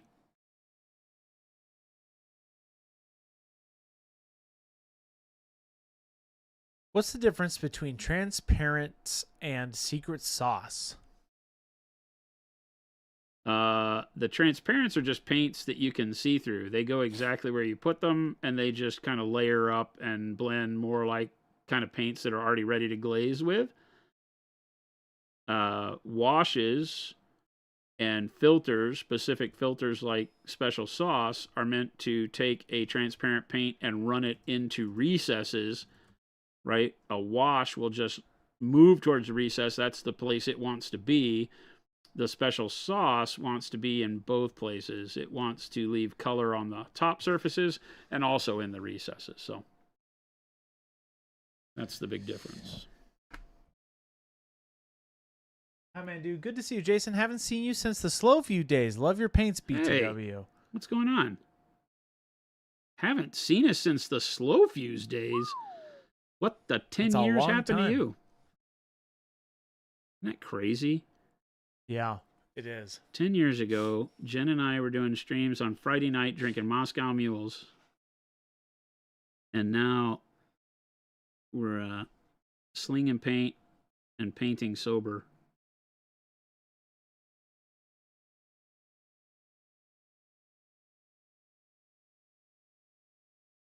That just sounded like we had to go to like a 12-step program to not drink anymore. It was like a little bit, yeah, but no. That's funny. Like 10 years sober, and it's all because of Pro-Acryl. It's all for the Pro-Acryl, man. Wad says, real not fake question about airbrush maintenance. Wad, you're hilarious. When screwing back on and testing one of my brushes, I noticed some bubbling at the body where the nozzle cover screws into it. What can I use to improve that seal? Over time, it seems like that fatigues on a lot of brushes and won't give you the same fit, which you're probably realizing. I don't know that it's a problem. So first off, I don't know that you have to waste a lot of time on it. But if you want to mess with it, you could do like plumber's tape along the threads there. Like white plumber's tape. This is a good question, Jason. Why do I think I'm being had? No, this one's a good one. You've had something similar, but I'm going to tell you this one. I'm going to make you answer this one this time. You'll answer it. He'll dance. Red, green, blue hex says, if you had a magical curse cast on you where you could only use 10 Pro-Acryl paints, which 10 would you choose? And how many do? Thank you so much for that sub. We appreciate it. And welcome back. Oh, Jason, you got to answer this one, though. I don't have to answer these questions. This one's so good, though. It's not fair. But this is a good question for Jason in particular. If I had to only pick 10 questions, what was going to happen to me if I didn't do this? What's the curse? That's a good, okay, to be fair, that's a good follow-up. What's the curse? What's the curse? I bet if I die, there's not enough incentive. If my dogs or Jen die, then we got a problem. Something horrible will happen to you, Jason, or your life. You lose the house, Jen, and the dogs. Chris gets a monument. These are horrible outcomes. What? 10 colors. I can't. My children, I want to let you know that I'm being coerced into doing this. This has nothing to do with my own personal preference. So basically, I'm lying. Yeah. Right? You guys all with me? Yes? He's talking to the paints, by the way. 10. Payne's Gray.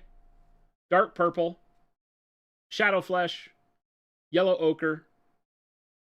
Burnt Orange. Mahogany. Dark yellow green. 2 more. No, I have 3 more. Pale yellow, white, blue, jade. There you have it. But that's not enough, so that's a lie. I would stuff the rest in my pants and fool you. There you go. Titanium white. I would stuff the rest in my pants and fool you. Yes, titanium white is also a very popular one. And dark plum, you heretic, says Forsaken Painting. That's the hard part, though. No, you can't heretic me. I was just coerced into making a really poor decision. That's the reality is that Pro-Acryl has so many good colors, like the whole line, that there is no justification for having to make that decision. wow. Right? We make paint that is too good, and you need it all. So it's like when people say, "What colors do I need?" And I'm like, you buy the ones, you do one of 2 things. You either buy the ones you're going to be using on a project you're doing, or you get them all. Yeah. Right? That's how I have built my collection. I typically start with the project, I buy those, and then I just use them and they'll double dip into the next project, right? Or you get everything. I think that's a very astute response, Jason, for a question that is impossible to answer. 100%. There you go. Hammandu says, what is the amp color paints about? Trying to suss it all out. They are Pro-Acryl colors. They're a tad more or a tad less matte than the normal line, and they were done kind of like a signature set with the Atomic Mass Studios crew, Yep. right? And the AMP stands for Atomic Mass Paints. There was a world where they might have wanted to sell all the paints as their own paint line. That didn't happen, so they're just Pro-Acryl. But they are colors that were picked from the studio. Dallas will be on the stream with us this week. Yes, great segue. Thank you, Jason. That was perfect. Dallas is going to be on stream Wednesday. He's going to be not in the studio like last time, but him and Jason are going to be painting up some Star Wars Legion that day. They got a big narrative event coming in at Adepticon, so that'll be fun. So make sure you swing by, because there might be some fun on that day. If you know what I'm saying. That could mean a lot of things to you. All I know is that it's going to be a good time. Brent, fun for who? All of us, Brent. All of us children.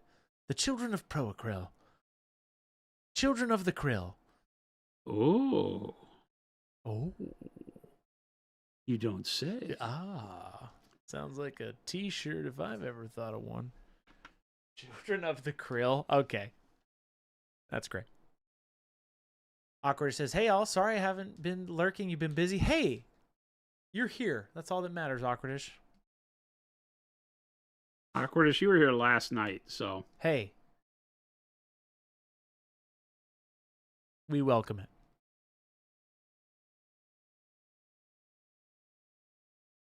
Noob says, sounds like there'll be a 50 paints of Chris range coming out soon. No. Mostly Eric. Welcome in, Raiders. Party of 4. Welcome in, Raiders. Great segue. If I was you all, I would be here Wednesday for the Dallas and Jason Star Wars Legion extravaganza. Also, Jason will not be here tomorrow. What? If that is still correct. Why do you keep letting me go other places, Chris? Okay. I'm going to let you decide, but I am planning for Jason not to be here. He's got an offsite meeting. I cannot control these things, Jason. So it's going to be me and Baby J. We did General Grievous last time, so we're going to do some cool droid workups tomorrow to kind of segue into our Star Wars Legion Day on Wednesday. A little pregame. It's gonna be with a week Jordan. of Star Wars? Just 2 days. Just 2 days.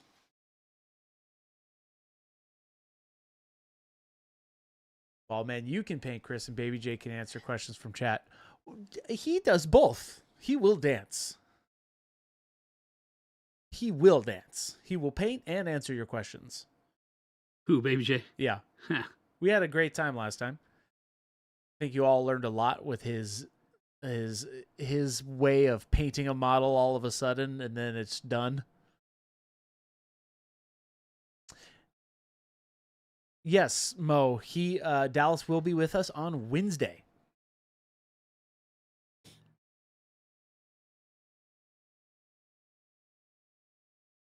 Shark says, Jason, can you show us how to do the electric slide? No. He's a man of few words, but they're real words.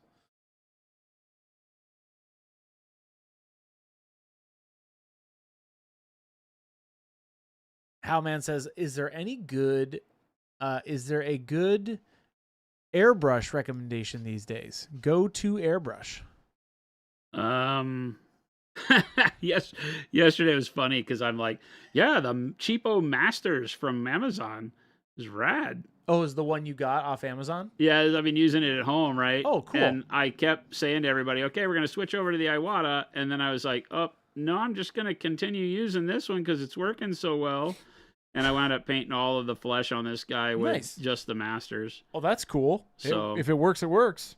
It's brand new, so any brush works well when you first get it if it's not busted straight away.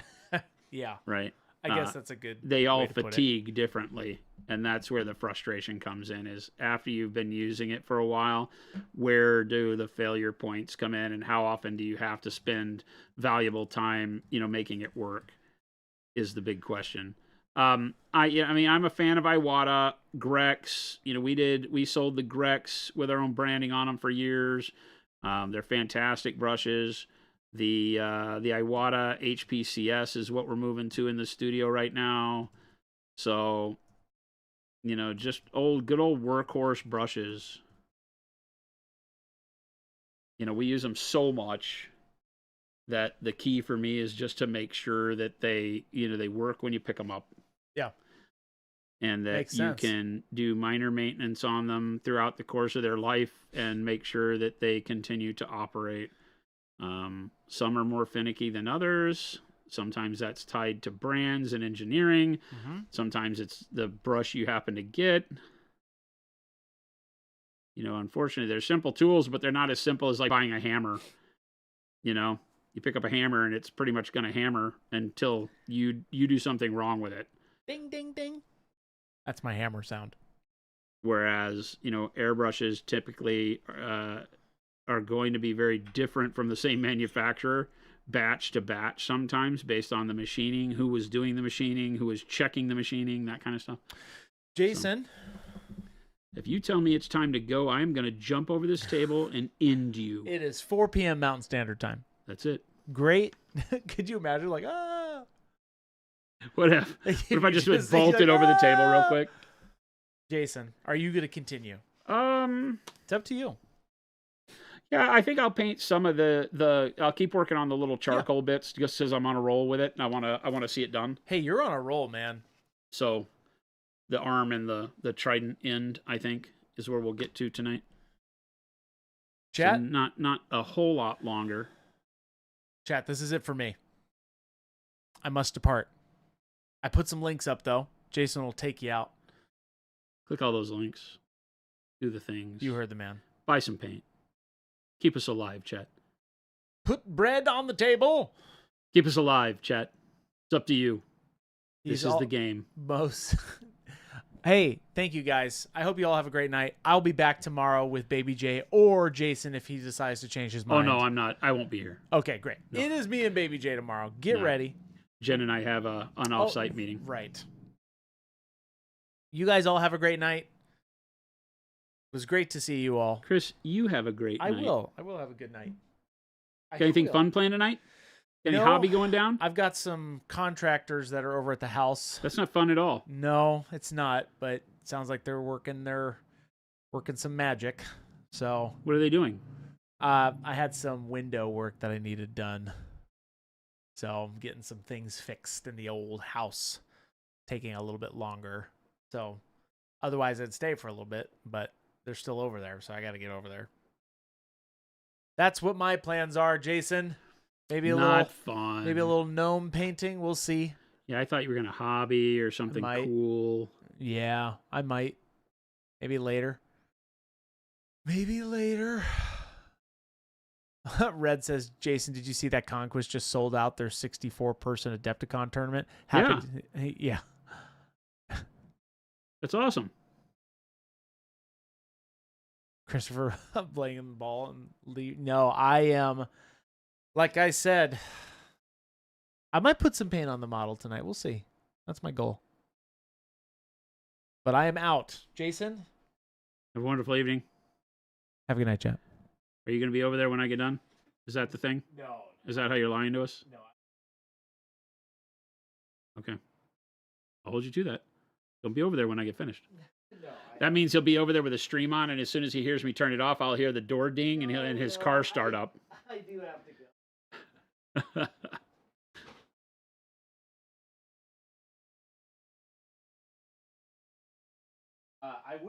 I will build these. You want to build them? Yeah, actually. Go for it. They're cool models. I'll take them out. Yeah, they're cool. I took one of the Weaver Quartz models home and showed it off on stream. It's like the summer avatar. Oh, nice. Because they do everything, like their shtick is that it's the seasons. Oh. So each play round or each play turn is a different season. Oh, okay. And each of the units has different bonuses based on what season it is. So there's some neat things you can do there.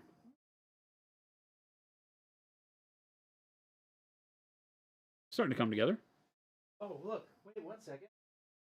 I just saw this. What? Witty. Witty. Rating with party of 71. Welcome Witty. in. What's going on, Goblin? Witty? Thank you so much. Hello, Goblins. Perfect timing. I am about to leave, but Witty, thank you so much for that raid. Did you get my buttons? Oh, yes. For reminding me. Please. I'll press those buttons. What? Please. Boop. Buttons. Beep boop. Welcome, everybody. I'm painting Hephaestus, god of the forge. Not really. I mean, kind of really. It's called a Hephaestion. Same concept, but... Jason, hey. You as well, my friend. I won't see you tomorrow, but have a good meeting. Thank you. This is me looking at doing this lava effect, kind of cracking skin here. Yeah. No. Okay. It's fine. Okay. I noticed. No, I think we moved it to heat and then turned it. It should be off. Okay, I turned it off. Okay.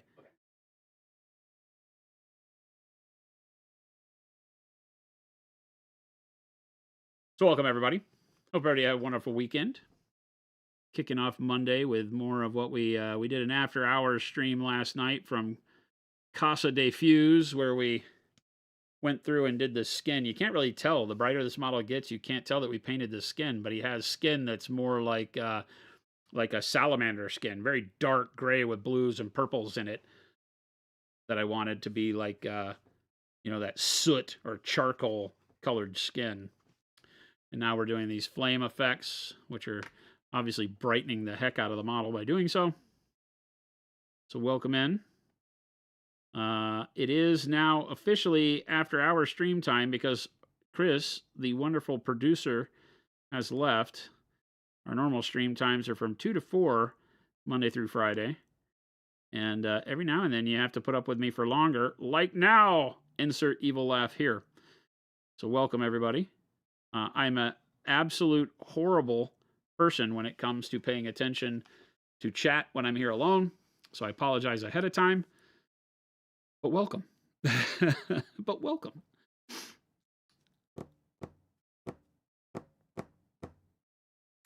Had to log off work. Did an answer pop up for Texture Trainer the Warrior? I think Chris looked. Are you in the U.S. or are you overseas? I think was the question that we asked back.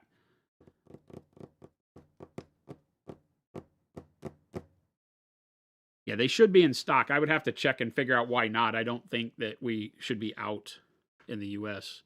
We might be out. Oh, you are in the U.S.? Yeah, so they should be in stock. If they're not, we'll check and make sure they get back up there.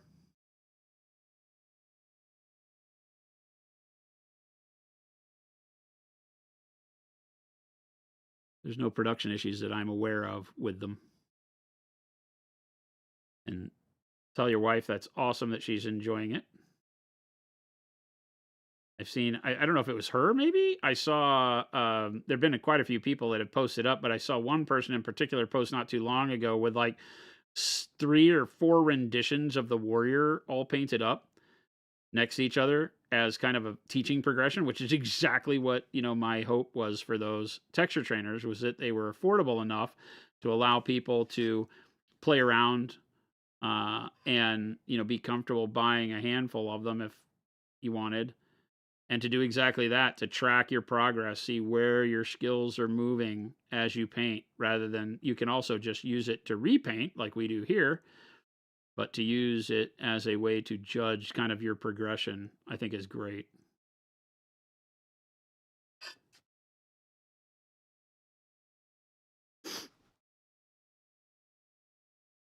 Don't get your film streaming algorithm started watching Police Academy. Next, it auto-played Police Academy 2.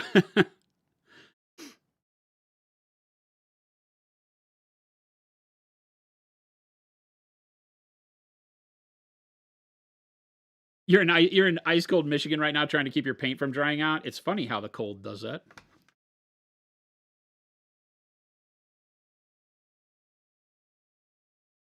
I'm just using coal black right now, a color that, again, we don't use very often just by itself, except to block back in areas like this.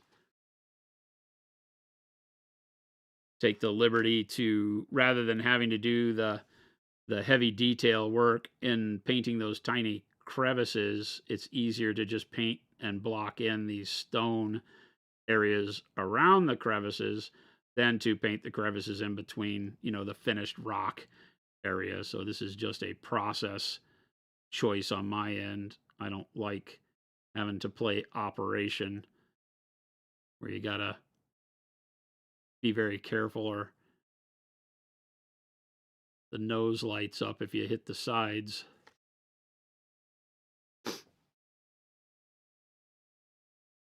Fjorda Horde says, just don't paint outside. Easy. That's not how that works, right? I mean, it is. Yeah, definitely don't paint outside.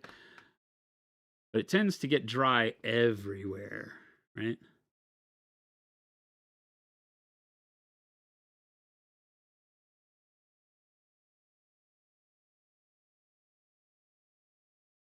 Woody, if you're still out there, how you doing?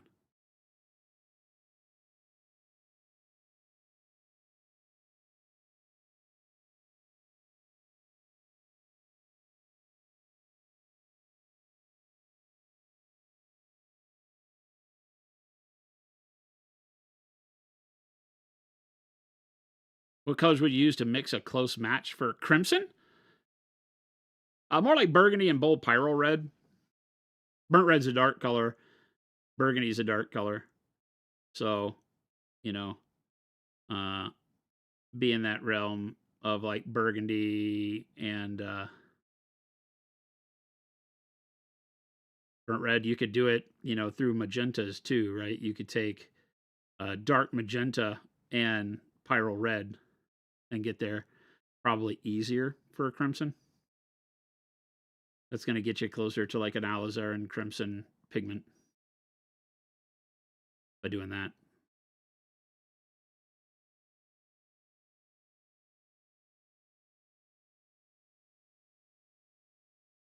Now it's coming together.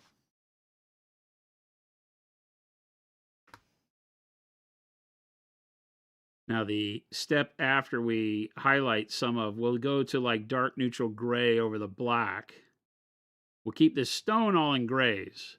Normally when I'm painting things that I want to be like black, charcoal black, colors like that, we use blues or other colors.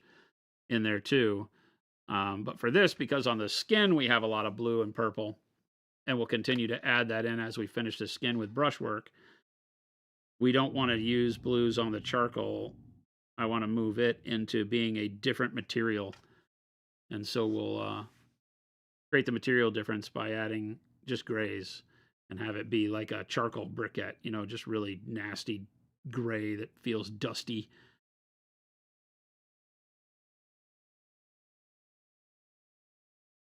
But after we're done doing the grays, the initial grays on here, we will then move to airbrushing again and use the transparent white to create a glow along these cracks, and then go in again with the transparent orange and yellows to make the glow come up over the edges on here.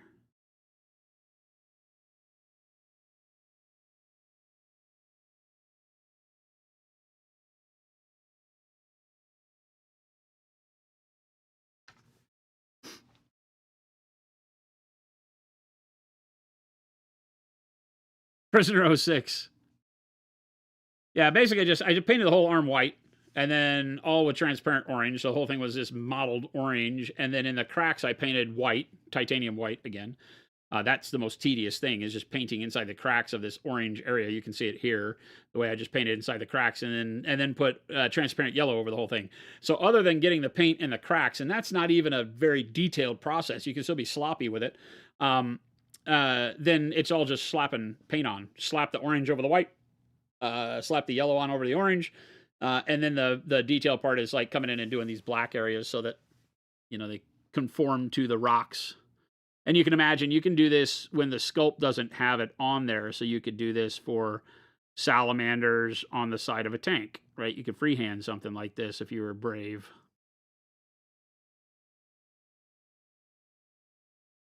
And just create these shapes. And I would do it the same way.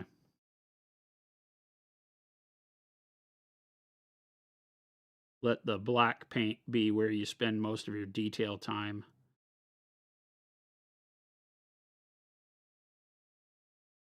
Because it's an upper surface that doesn't cause as much problems if you get outside, quote unquote, outside the lines. And then I did the hair the same way. The hair is flame. The beard is this same kind of rock. So we'll have to do the beard chunky, but the hair on top is flame. Cool model.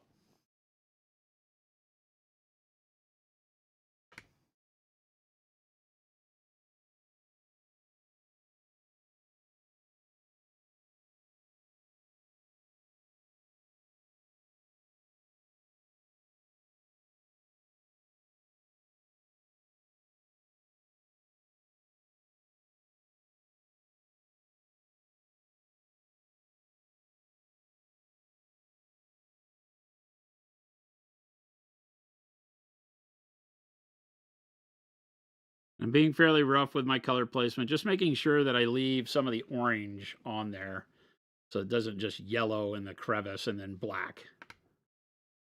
If it does get thin in some places, not the end of the world, but where I can, I'm leaving the orange surround. So I'm not painting the entire chunk of stone black. It's kind of inset on the shape.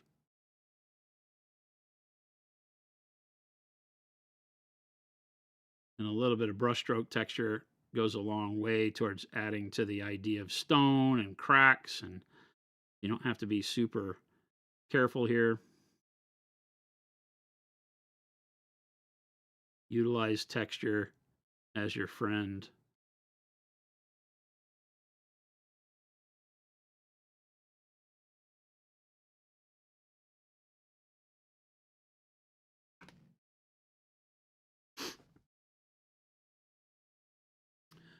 Yeah, prisoner, don't sweat painting the cracks and like paint the arm the stone color and then paint in the cracks. It's like playing Operation. It's like you're always going to slip up and wind up cursing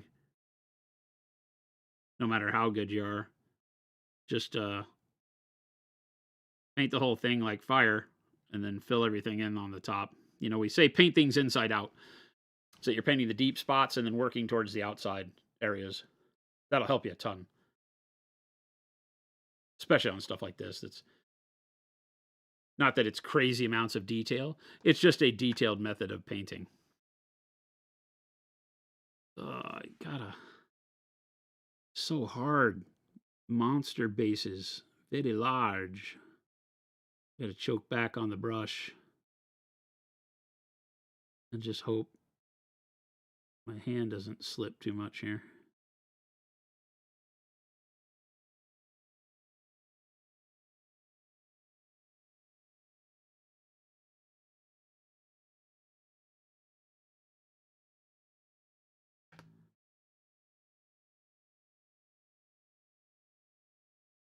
You could dry brush the stone too. Yeah, definitely could. It's easier to do that than if you are, it depends on what you feel about your airbrushing. If you can airbrush in straight enough lines to just trace the lines out, then that would work. But dry brushing works really well too. If you feather the edges with a dry brush and, you just don't want to make it too bright is the thing, right? Leave yourself some,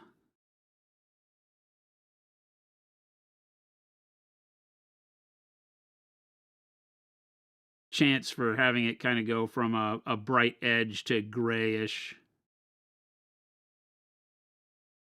to be that light fading as it goes, around the edge. So dry brushing can definitely work. Use probably in this case I would use the dome dry brush rather than the angled or the flat.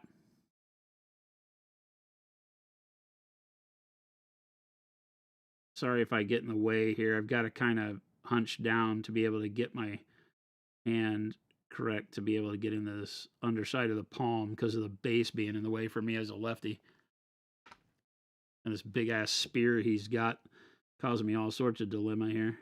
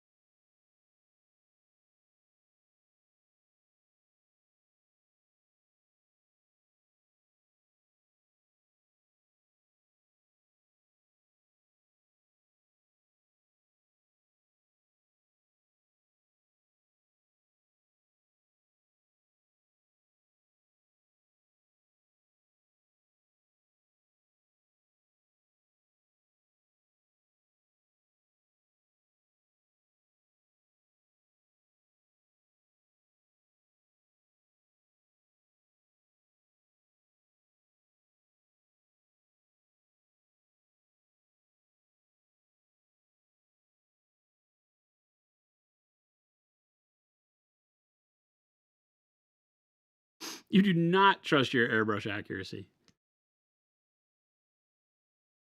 Yeah, then dry brush might be the way. Can look really good too. Remember that when dry brushing, you can layer as well. It sounds silly, but you can do a dry brush with a less opaque color and then do 2 layers or 3 layers of dry brushing to build it up.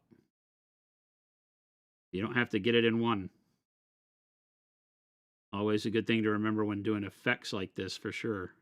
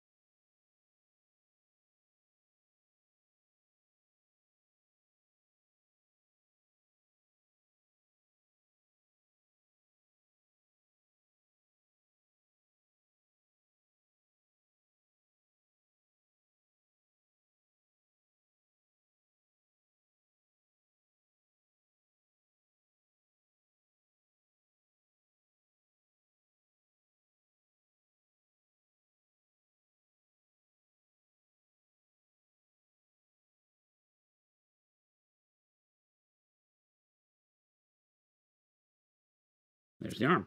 we turn on the mouse, we can zoom in close so you can see how messy I'm being. Kind of, boom. See? You don't have to be super smooth. At the end, after we do the airbrushing, it's going to give it a lot more texture to not be super smooth. And as a matter of fact, we can go in and do things like this. I'll go ahead and preemptively show you in an area where we can go in like right along here on the arm. And we can go in and do things like after the fact. Normally I would do this after we've already done the airbrushing. But you can break up the edge with some stippling as if it's got like, you know, chunks of the rock jutting into the other area. You can imagine how we can break up that edge after we've added the glow so that the black is kind of the last thing that goes in there. And that can add texture to this that breaks it up even further. So I don't bother with making sure that any of this is super nice at this point. Just so long as I have a little bit of the orange showing, the yellow showing, then I'm going to wind up adding back the glow onto the edges, whether you hand paint it, dry brush it, airbrush it, whatever you want.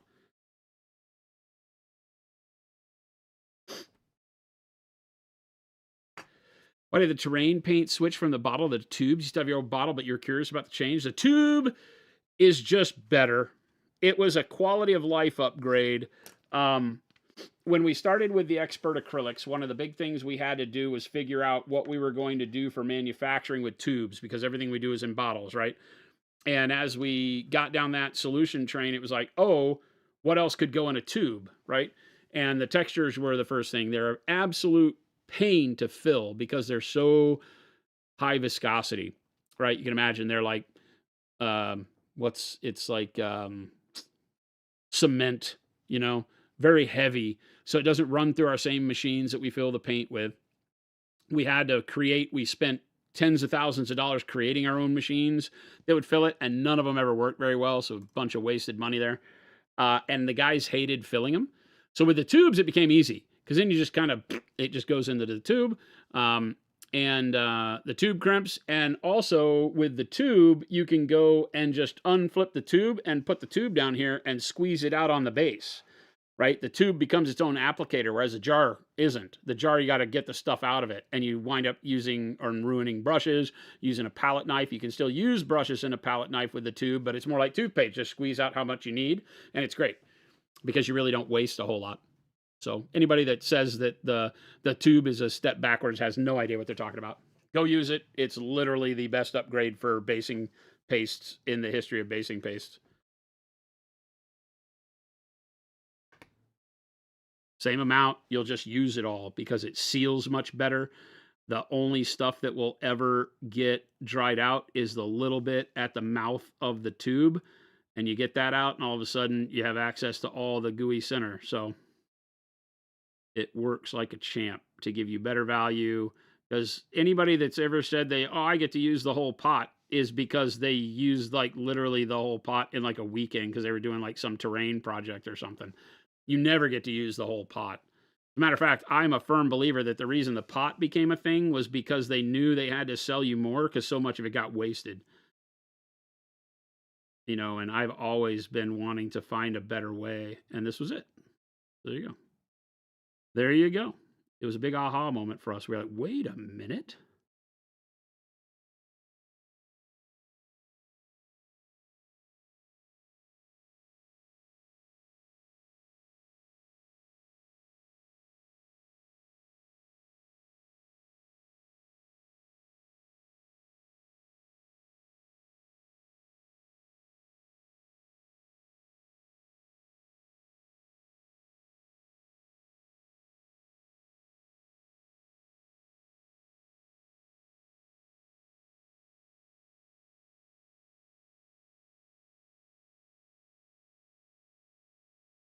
Prisoner 06, yeah, you could actually do the black in 2 layers, glaze it first so that the orange underneath shows through, and then darken it in the center of that and kind of have your glow baked in. I didn't want to take that time.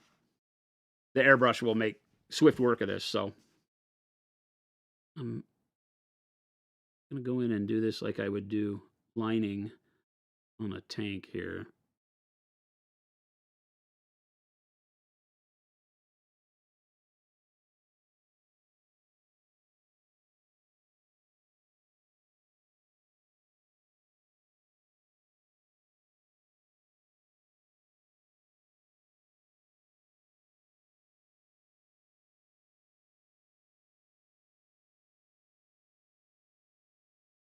Yeah, T. Schmidt.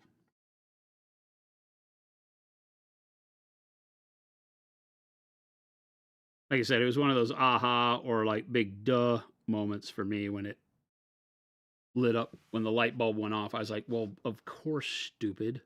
That would be fantastic.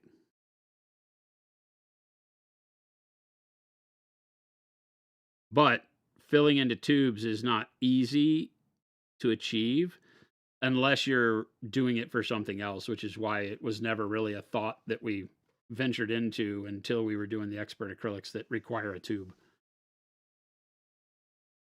There was a time where we thought about the expert acrylics in a jar, and we were like, no, that doesn't make sense. That's not how people are used to seeing this kind of paint. We want to appeal to both canvas painters and miniature painters, so we kind of have to follow through with the historic style packaging. And the tube makes sense for any kind of a paste. You're already used to it, man. It's what we brush our teeth with, assuming you brush your teeth, if you're into that sort of thing. Good God. Who knew I was sinking this much investment time into this effect when I decided to do this? Just a lot of areas to paint here.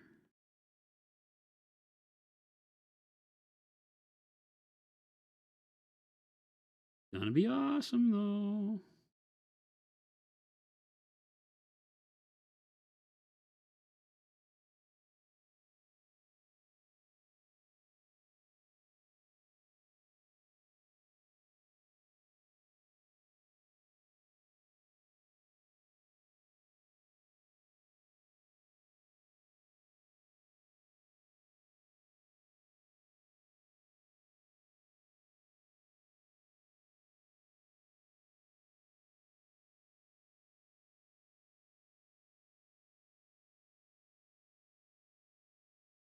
Very difficult to hold this guy.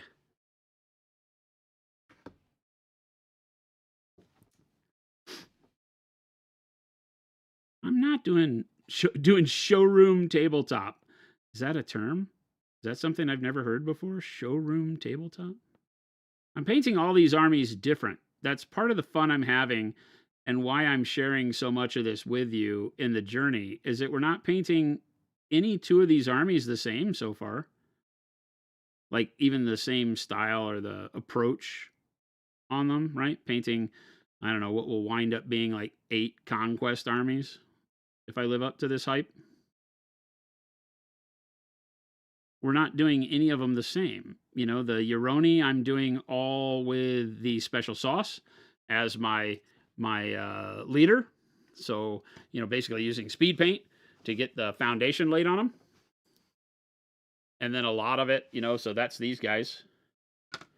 Right? So far I've been having an absolute blast with these. The models are just tremendous anyway. But, you know, this is virtually all speed paint. Right? Our special sauce.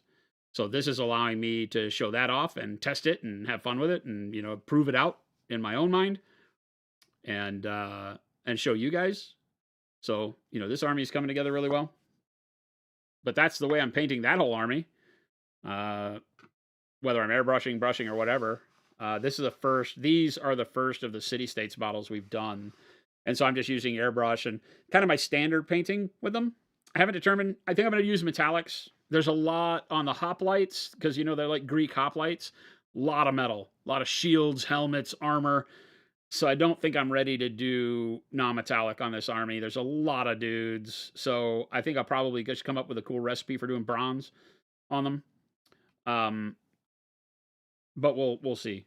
You know, it's hard with this game because the monsters and all of the miniatures are so great, right? And there's a lot of, you know, unlike, you know, you play Space Marines and 90% of your army is dudes, right? 30 millimeter dudes, Space Marines. And then you have a dreadnought or two, and then maybe a tank, right?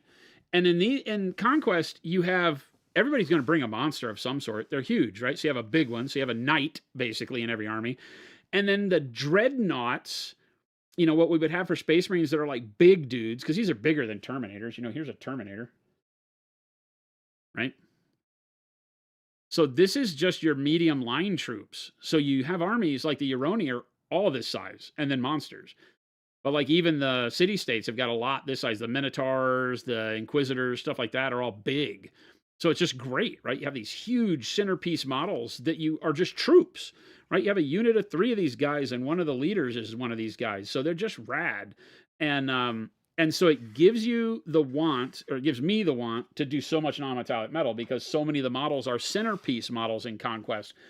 Great decision by them, by the way, to have it be that way, to where so many of the models in these armies are what would be hero models in other armies, where you have a sea of just dudes you don't care about, and then 1, 2, 3, characters, Space Marine lieutenants, captain, dreadnought, right? Maybe a chaplain or 2. And so all of a sudden, this army is like, dude, it's characters galore. And so that part makes me want to do like non-metallic metal, spend a lot more time on it. And then there's still a lot of troops. And you're like, oh, but. And painting that many characters is its own worst enemy. Yeah, that's all I'm doing, T. Schmidt. No, I didn't take offense to it. It lets me paint, each of these armies differently, but I am treating each army as a study in a certain way to paint. So the Euroni, using that speed paint methodology to where we can do base coats, glazes, filters, all with the speed paints to show you how easy they work all through the process, but still give you a really good look. The Dominion, the old Dominion where we're doing these guys are all repaints because remember, we bought this army from a gentleman on Facebook groups, right, that already had a lot of them painted, and then we're just going in and finishing them, right? Because this is a better representation. This is kind of the state we got them in, was like the model on the right. And so we're going in and adding the details, and we even did a little bit of OSL, cheap OSL on it, stuff like that, to where we can turn it into an army like this from an army like this. So there's a whole theme, behind doing that, which I shouldn't have shown you because now all the good armies are bought on all the marketplaces because all you guys are going and eating them up. So I'm jealous. You're undercutting me now. The Dwegom, the dwarves, we're doing a combination. We're using, a lot of airbrushes, dry brushes, filters, just kind of a quick, down and dirty way to paint on those. And then on this, I'm just kind of, using what I would call my normal, let's paint an army way of painting. If I didn't have any of those tools, other than, the airbrush, but I'll be doing a little bit of everything on these. And then there's 4 more armies, so who else knows what I'm going to do with those. I guess one I have to commit to doing non-metallic metal. The Euroni will all be non-metallic metal, though, so maybe that's my out.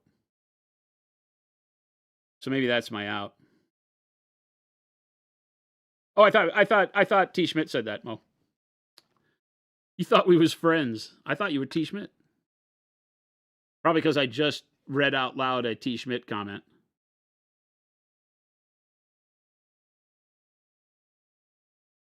So now you have to be T. Schmidt for a day. Sorry. That's the rules. I'm not allowed to be wrong, Mo, so you have to be. You're like, oh, I forgot. Today I'm T. Schmidt. Rip. But then what does that make T. Schmidt? Taylor, what are you today? Are you Mo?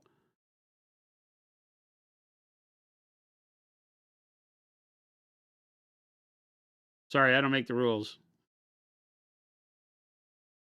That's the way it has to go.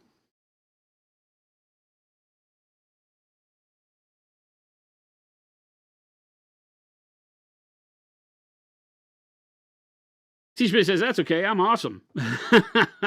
You are. Taylor, you are awesome, my friend. So is Mo. So we can't let that be a limiter in this conversation because Mo is also awesome. As a matter of fact, everybody sitting out there in La La Land watching paint dry with me is pretty awesome. I just want to let you know that. If you're not having an awesome day, have it start right now with me recognizing how awesome you are. Thank you for spending your time with me. It keeps me from going insane. Also a good thing.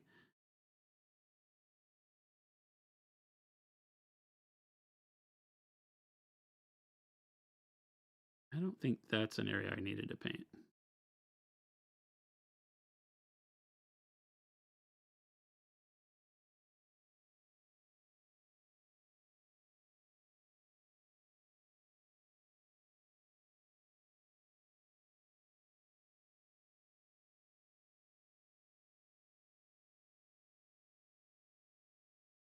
Ghost Hunter said, did Chris finally get fired? No, it's after 4. Chris leaves.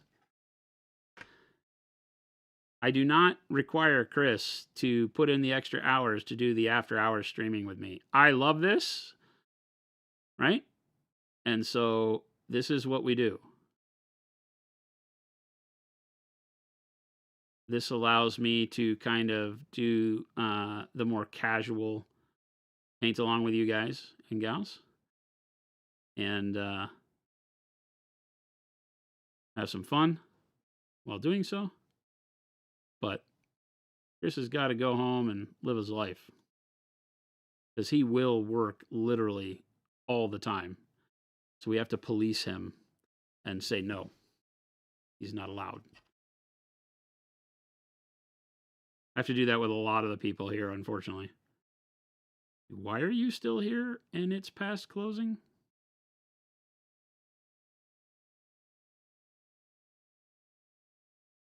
Most of them get it, but I have to yell at them for like a year. Good problems to have. Good people.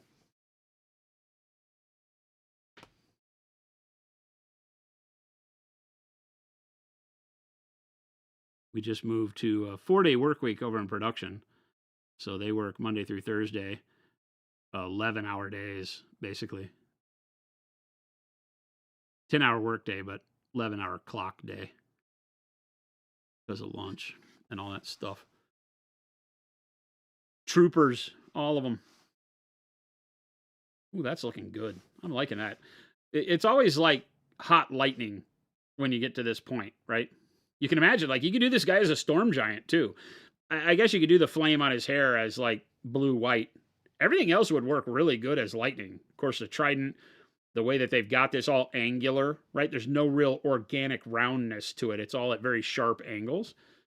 So you can do this as blue-white and turn this guy into kind of a storm giant, or I think so. The beard is the same as the stone. The hair being flame is kind of different, but you can just paint it as gray cloud as opposed to flame.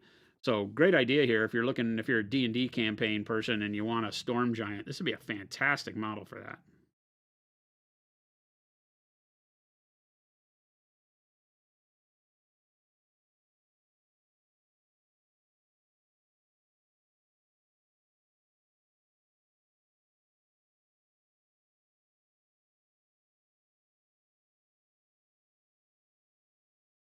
On the red models, was that black or dark plum in the shadows? It was dark purple and red oxide.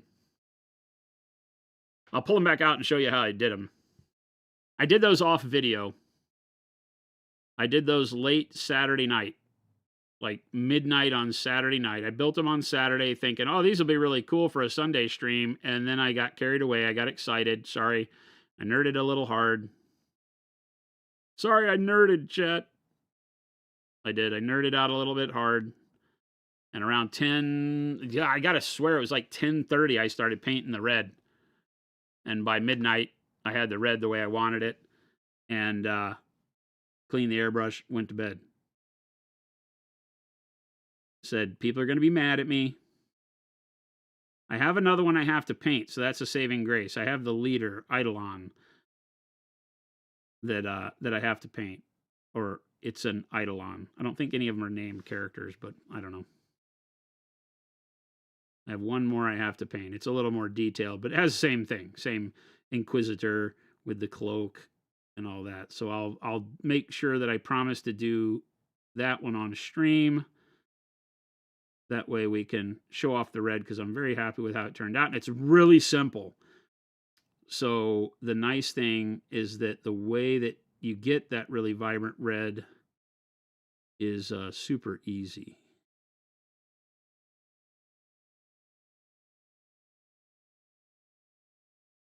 All right, cool. Trident! Stabbed a man with a trident! So on these guys, right, it was all over black primer, and then the dark purple primer, and I did the dark purple primer, trying to just do it on the skin and the cloak. I probably got it, but you can see like the arm thing here. Well, maybe you can't because it's not zoomed in enough, but the arms are still just black primer. But I tried to get the dark purple everywhere on the cloak. And then I did the red oxide just on the cloth mainly. I got overspray everywhere, as you can see. Red oxide, zenithal down to where it's, it's more of the purple in the shadows and the red oxide in the midtones. And then I did bright pale yellow. And I did bright pale yellow very succinctly across the shoulders and head, across any of the folds that stick out, and then the bottom where it drapes like that. So you can kind of see here, I did the shoulder line, then this midline, and then the drape line, and everything else is dark. That was all bright pale yellow, almost solid bright pale yellow. I didn't blend it much. I just did solid. I mean, it because of the airbrush, it blended into the red. So it was really garish. And then I layered, I thinned out my bold pyro red to about, 50%. And I started layering it up. And so the first thing it does is it kind of disappears in the shadows and doesn't have much of an effect. And then over the bright pale yellow, it turns hot pink, like hot pink. And you get this hot pink stage, and then you keep layering through the hot pink, and probably about 4 coats through the airbrush. The second coat, the first coat's kind of dull red, pink, and then the second coat's really fiery hot pink, and then the third coat turns it more red, and then by the fourth coat you get this really, really bright red, right? So that's just full volume bold pyro red, but it's utilizing the bright pale yellow to keep it red and warm, as opposed to white zenithal, which pinks out the red. And by the time you get the red to be red, you've now layered it up so much that it doesn't blend well with anything else. So this still allows it to blend and get the purple and red oxide shadows that give it some contrast in there and looks really good, so you don't have to worry about doing a whole lot else to it once you're done, right? Just a little bit of brush highlighting on it for texture, and these will be great. Just looking for a simple way to get red cloth. And that's it. Boom. Worked like a champ.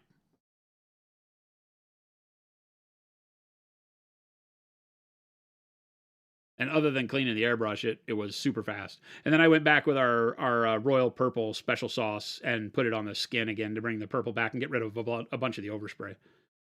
I did that today, because I plan to paint the flesh next. Forsaken, you can. Just do the same thing.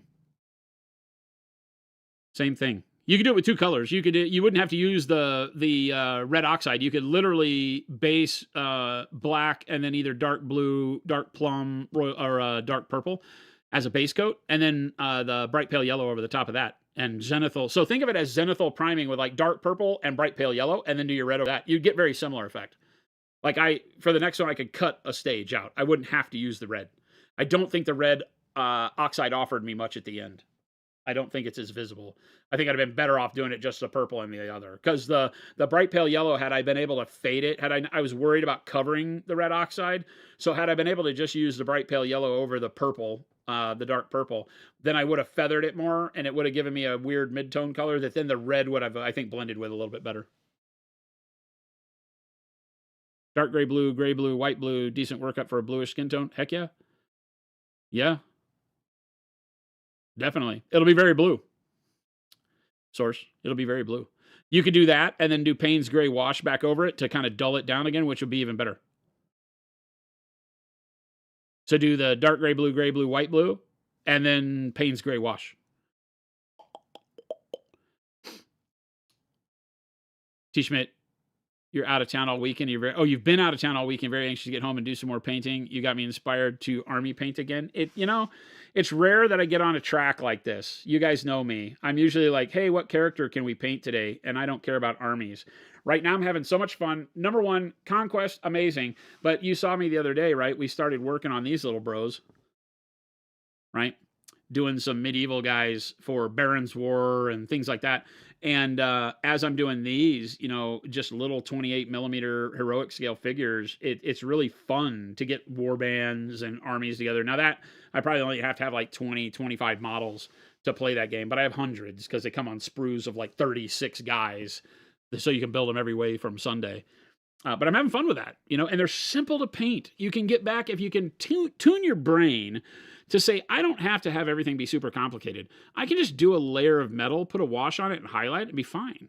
And as long as I talk about it all the time, as long as you set the goal before you put the first paint on the model, and then you say, yes, I want this to be like this so it can be done. Boom. Then go paint it, right? Now, if you get halfway through it and you find yourself always stalling because you don't like the simplified painting look, then that's where you have to be able to crank it up a notch. But I would challenge you to paint an army or a warband. Doesn't have to be 100 models. You know, sit down and paint 20 models for a game. Infinity, bolt action, something. Pick something you love. Kill team, if you like the Warhammer world, you know, and paint 20 models. Paint 10, 15, 20 models. Something in that warband skirmish level game. Paint them to what you would call your most basic paint job and just get through them. Right? It's a good study on how you can cut corners to still make your models look good the way you feel good about them and get them done. If you're already doing this, kudos.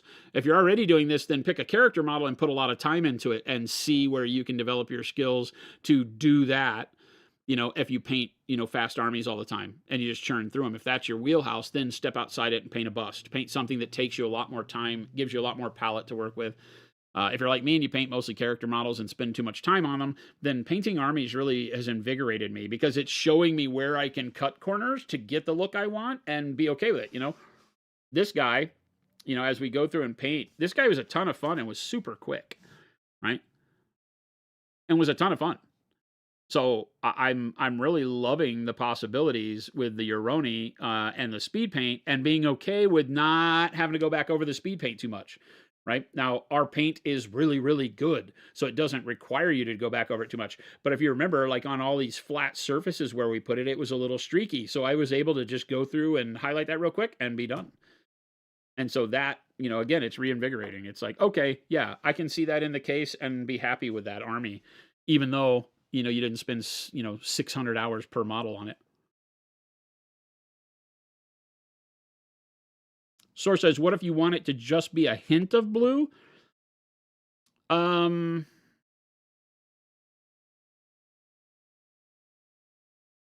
you just want a hint of blue in the skin, start with dark gray blue, move to neutral gray instead of gray blue, right? And then white blue. And then the Payne's gray wash, right? The neutral gray as the midtone will make it look like a gray model with blue shadows. The white blue on the highlight, once you put the Payne's gray, becomes a little more blue. I would do that, right? That could be really cool.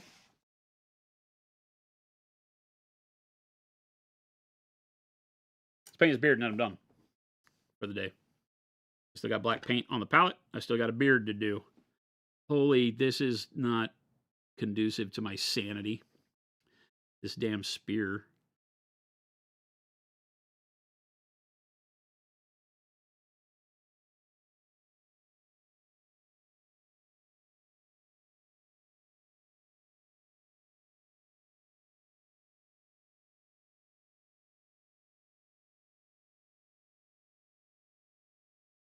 Not long and hard about leaving the spear tip off. The spear's in two pieces. This piece is separate at the hand.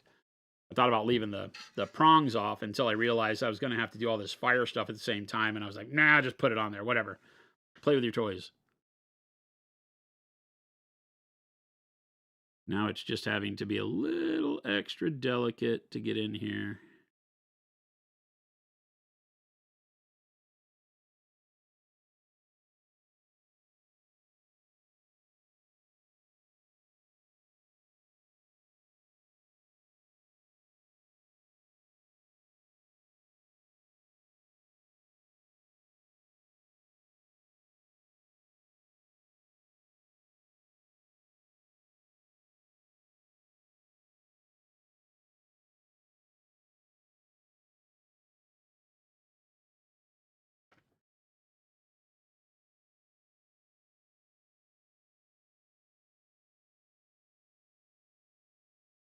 Nice, Wake.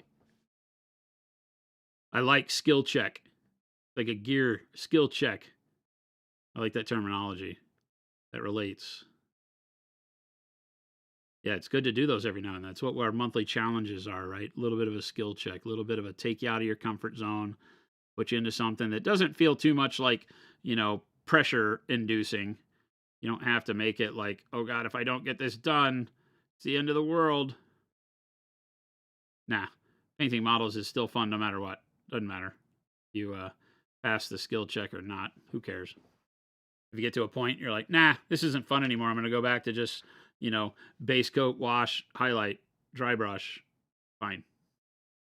Never be mad. Never feel like you're pressured to be anything you don't want to be when painting models. Just don't let it happen. Don't watch a video. Don't have your superhero YouTuber tell you something that changes your world and makes you feel uncomfortable about painting. Just paint. Paint for you. I had people my whole life be like, "Why didn't you ever, do your art for a living?" And I was like, "Because I was painting for me, right? Drawing for me is a lot better than drawing for an art producer someplace." Was my whole thing. I tried it. I tried painting for people that had timelines and, job descriptions and all that stuff. It just always blew my mind. It made it not as fun for me. Now, that may be different for you. I've known a lot of production artists in my life who just loved it, loved that they could be paid to be creative and it didn't have to be their idea. That's great. For me, I'm more of the, I want to go do what I want to do. I want to paint it how I want to paint it. And that's okay. It's okay for you too. There you go. It's like Therapy Thursday on a Monday. Who knew?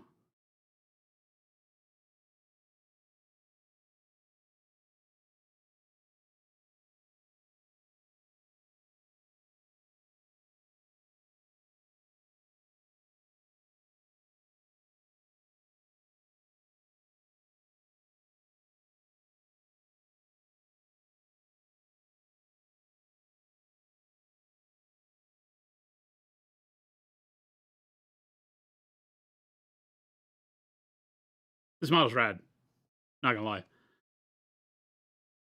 It's very simplistic once you get past the flame stuff. He just has a loincloth and a tool belt and a dream. So I love that it doesn't have a million different chinguses on it. It can just be what it wants to be. It's just a giant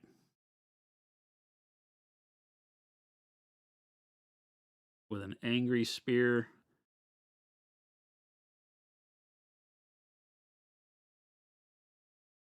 And some fire.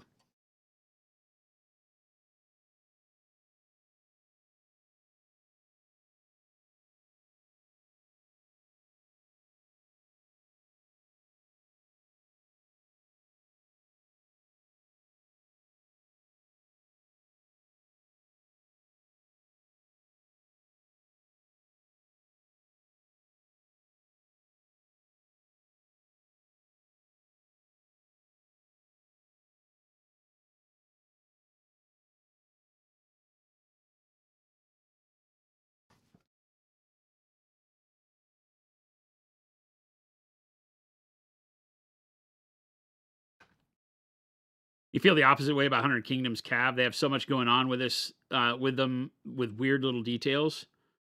Which ones? I've only painted the Household Knights. And I felt the Household Knights had enough detail, but not too much. But I could probably see, I have not had the other models in front of me. Phil here at the office has got the other models and is supposedly building them for me. So, he may have a different story, or I may have a different story once I see them face to face. Because some of the other ones seem like they have some weird things going on, armor wise and such. Bingo.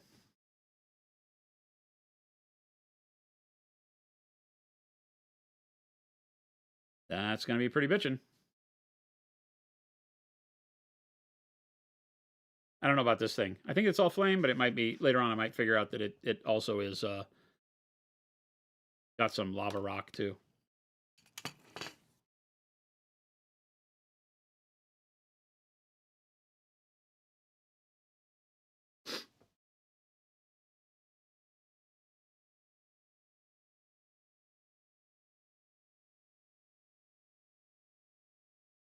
Order of Ashen Dawn. Yeah, those are the ones that look like they might have a little bit of funky bits to them. I have a lot of them, so I have to paint a lot of them. But I think I look at it from the standpoint of that most of it is like metal armor, and I'm using all metallics on the 100 Kingdom stuff, so I'm just going to airbrush them metallic. Call it a day. The 100 Kingdoms that we're doing so far, I've only done the Household Knights. I've got like some of the Crusader Lord on foot, and the Theists. Some Crusaders and Theists, right? And so there's a bunch of really cool stuff. And then I have the Orders too. I know you can't run Orders and Theists together, I don't think, but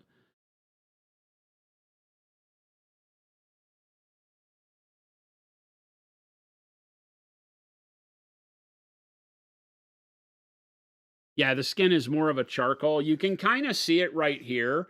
You can see the difference between the shoulder and like the black of the primer black that's on the spear, or the charcoal black we've done here, or even just the black of the vest that he has, his plated vest.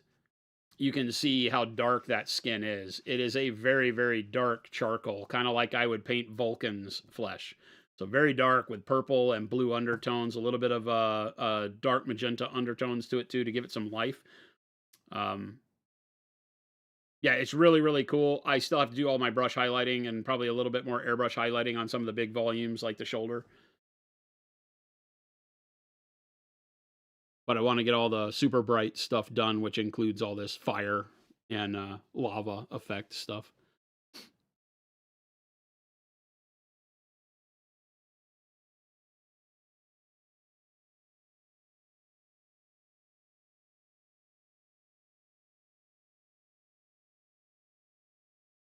You've had some friends tell you should do commission work. You don't think you're quite skilled enough for that, but I keep telling them I don't want to do that because my hobby then becomes work that doesn't sound fun. Very astute answer. Too many people have gotten caught up in that, do commissions because people want to pay you to paint their models. And it seems like, oh, side cash, great.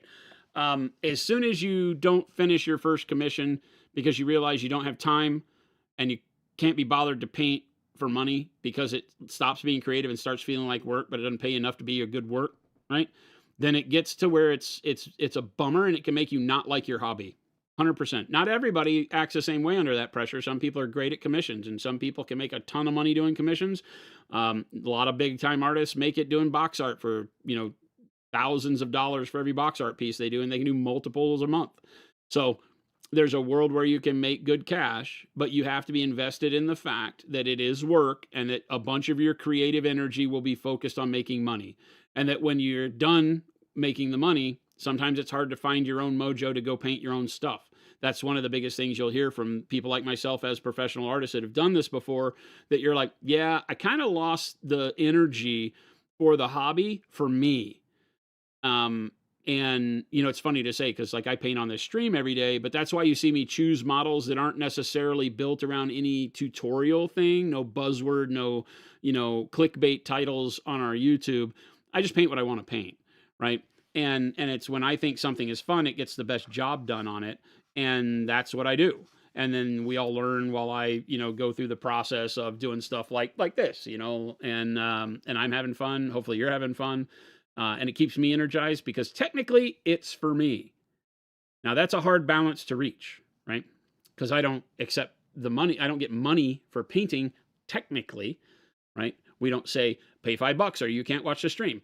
But we sell paint. And so this is good marketing. So we have a roundabout way of doing it. But if you had to do it and had to be on a timeline and had to be like, if I don't get this guy done by Friday, we don't get a check, then that's a totally different world. And you have to really balance your creative mental health with what your expectation is on the outside.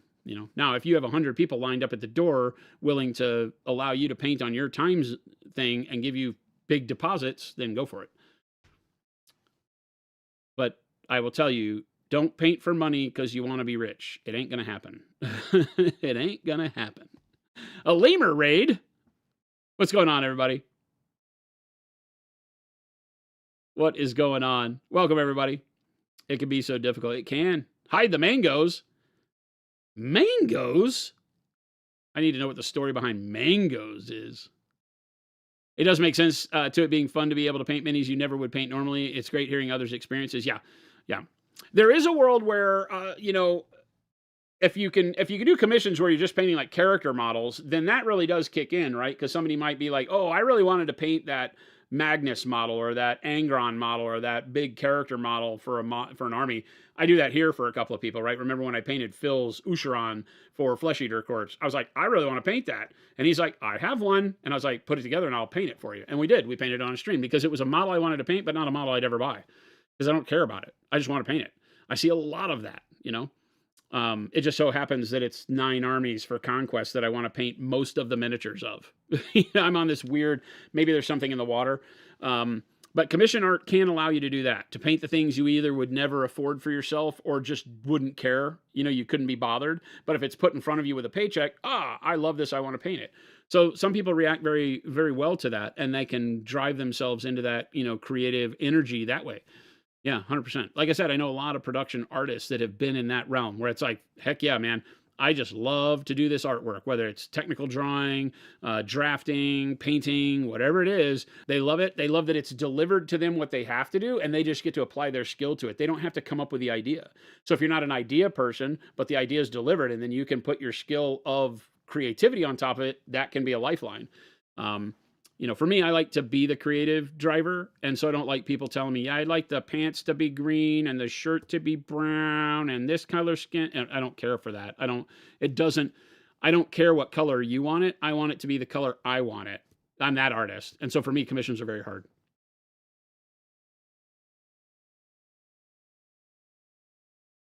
There is a lot of heavy minerals in the water here, Wad. You are correct.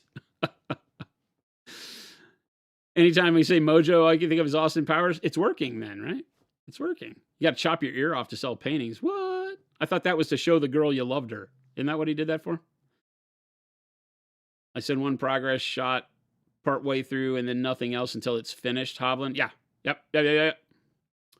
Yeah, I built custom motorcycles for a long time. And one of the things that when I started, one of the problems was exactly that. People would call you every time they got the new magazine, right? I'm going to show you a valuable lesson here right now. I'm noticing as my number 1 is sitting off to the side that there is see that hair? There is a hair that has busted.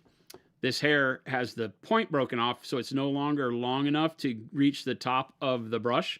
And when it happens like that, you got to cut them off. So you separate it from the bundle, get the clippers down to the ferrule, and clip it off here at the bottom. Don't clip it off up top. Here's another one.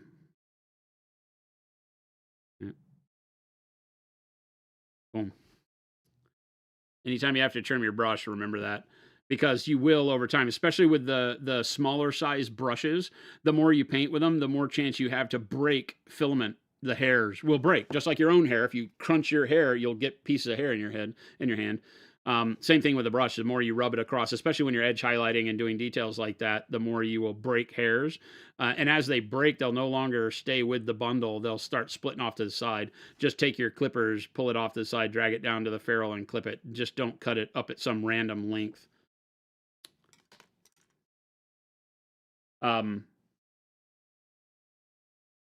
But yeah, in doing motorcycles, you know, somebody would give me a deal and we'd have it all lined out and they'd want me to build my vision of what a frame and a seat and all that stuff want to be, whatever level I was building to. And then some magazine would come out and they'd see something they really like and my phone would start ringing. And it's almost like I just wouldn't answer the phone, you know. Or the worst case is that I've built a seat frame, I've cushioned the seat. I would have a guy cushion. I didn't do the cushioning. I would do the foam and then somebody else would wrap the leather on it. And I'd have the seat back, and the person calls and say, instead of a 2-up, I want a solo seat. And I'd be like, well, this one's done, so you're buying it, you know, and because we built it the way you wanted it. And they'd be like, oh, well, you can sell it to somebody else. And I was like, no, dude, I'm not going to spend my time selling this thing that you wanted to somebody else. Try to find another buyer for it. So a lot of people would buy like 2 seats, and I'd give it to them. They'd get the bike with 2 seats because I'm like, no, that's the way that works. Mystic Amethyst, have a great night. You don't have to worry about your hair cracking. Oh, damn, bald people have all the luck.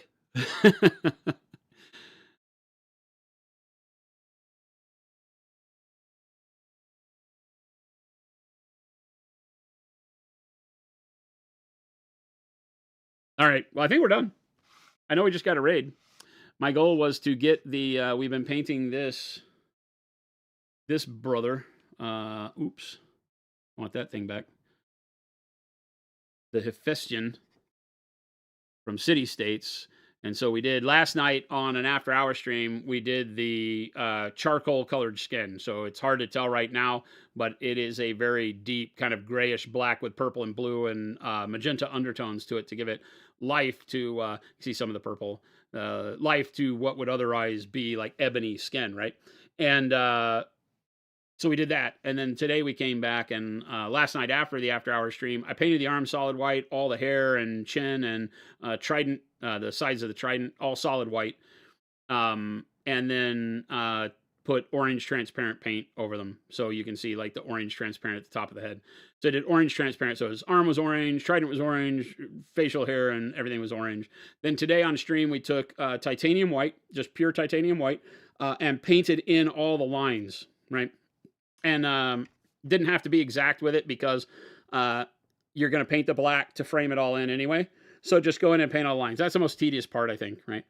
Did the flame, where all the yellow is on the hair, painted all that in with white. So everything that's yellow was white today at the beginning of the stream. Then we put transparent yellow over the whole thing, over the orange, over the white, everything to bring it in to where now we have these kind of fiery colors.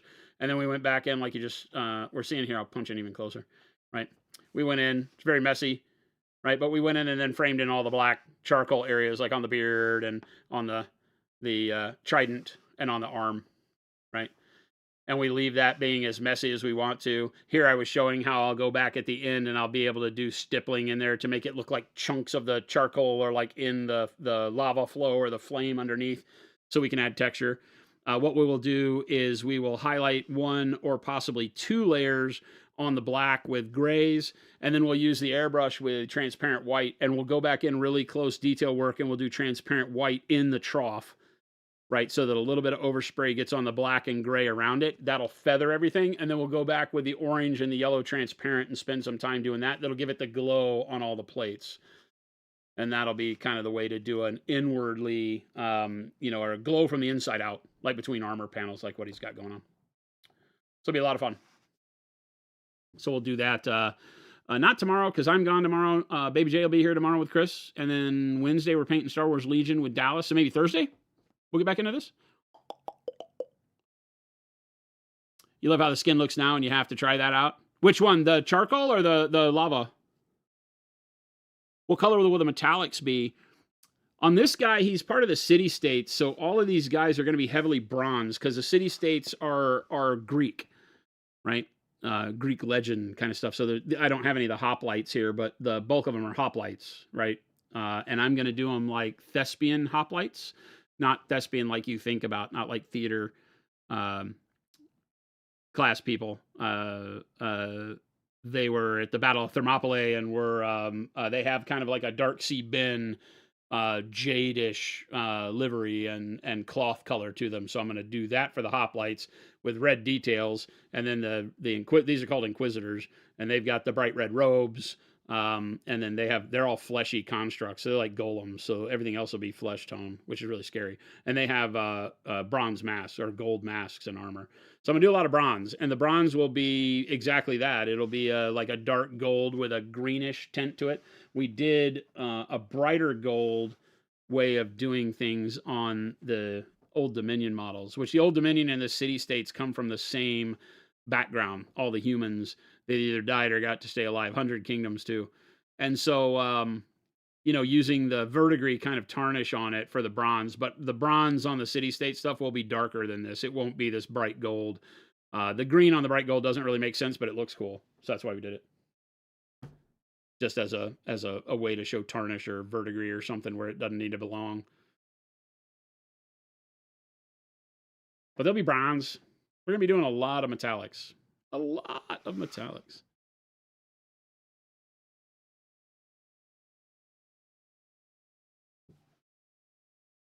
The program says, acting? The charcoal, Brent? Yeah, it's great.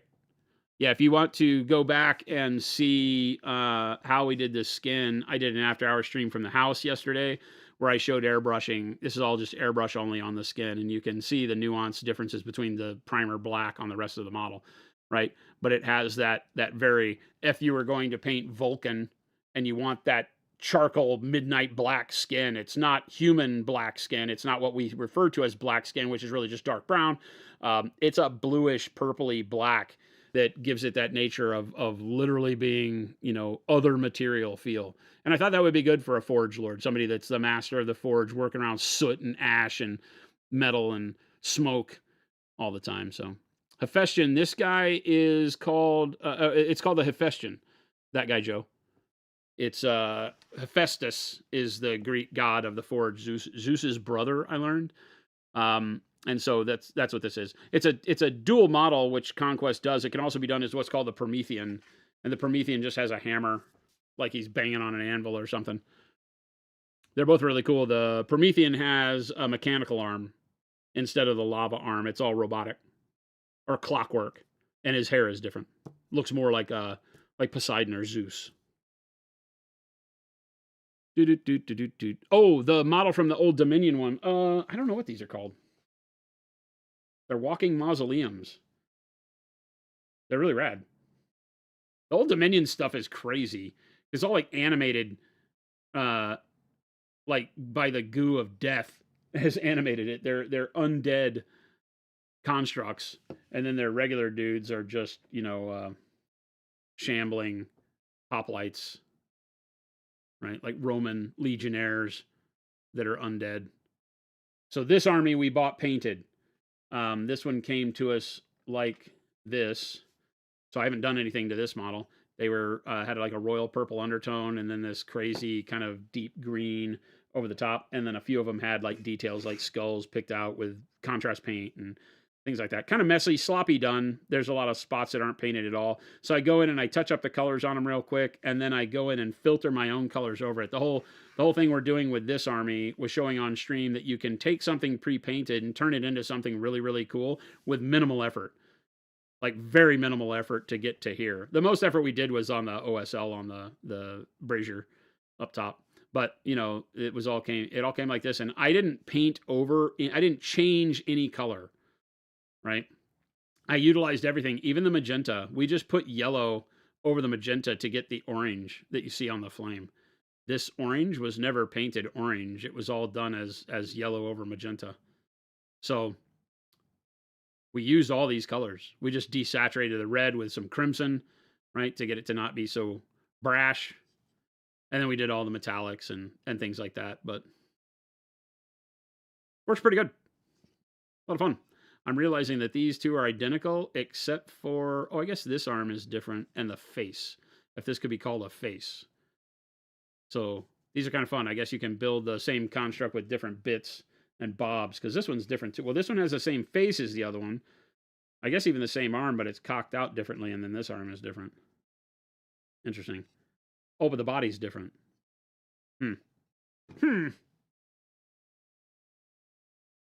Interesting. Yeah, these are all already put together and painted, so I have no clue what's going on. The Conquest models are fantastic. I am probably driving more business than anybody in the history of Conquest towards them because I'm just having so much fun with them, right? It's the models. When you look at them on the website, they don't do them justice sometimes, whether it's because of the studio paint job or whatever, I don't know. Having them in your hands, they are very dynamic, very crisp detail, very good looking models. The whole one that got me, like literally this whole journey, thousands of dollars of models later, is all because of this giant spider. Oh, that's really blue. Right, it's all this giant spider. It has geishas that sit on top of it. It's called a Jirogamo, right? It has these 3 geishas that sit on here where that hole is. Boom.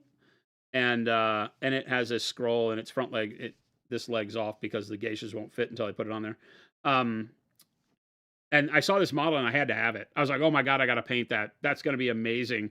And then I learned it was from Conquest, and I was like, oh, I didn't think I liked their models. And they've come out with a lot of new ones. They've changed their plastics up, and now, yeah, I'm just having a blast. Like I have this ADD, right? Because I'm like, every model I see, I want to switch and paint right now. And so I've got all these, crazy, the Uroni, the Japanese demons, like the one the spider came from, is the army I'm having probably the most fun with right now. But I have 1, 2, 3, 4 armies represented just on my desk right here. Yeah, they're great. I highly recommend, even though I don't make any money, by you going and buying Conquest models. You broke every resin Conquest model you painted? Stop being a fumble finger. The new Shelob model is pretty cool, yeah. It's very evil looking, which I like about it. This Conquest one is I don't know how to put it. It's not more realistic necessarily because it's kind of a tarantula, but it's not hairy, right? Because it's hard to make a spider hairy in plastic. But it has just a big spider look to it. It's not mean looking. I mean, the fact that its front legs are paintbrushes and it's painting on a scroll tells you everything. It's a demon with geishas on it. It's just a fun model. And we can scare Jordan with it. The Fallen Divinity from Old Dominion is really cool. Now, I'm confused because Jordan painted that model years ago here on stream, and I think it was smaller. So I wonder if they made a small one. It wasn't as big because the one that is in the game is a monster-sized model. It's as big as this guy. I don't think his was that big. I thought it was smaller. Maybe I'm smoking crack, but neat stuff. Neat stuff. All right, gang. I'm going to go over to the producer's desk because I'm done. I'll find us somebody to raid, carry this party on with. So give me a second. I'll go sit in the producer's. If he left his camera on, you can see me. Otherwise, I'll just talk to you.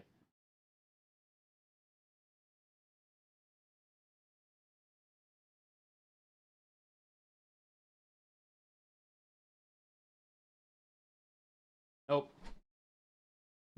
He turns the camera off every time.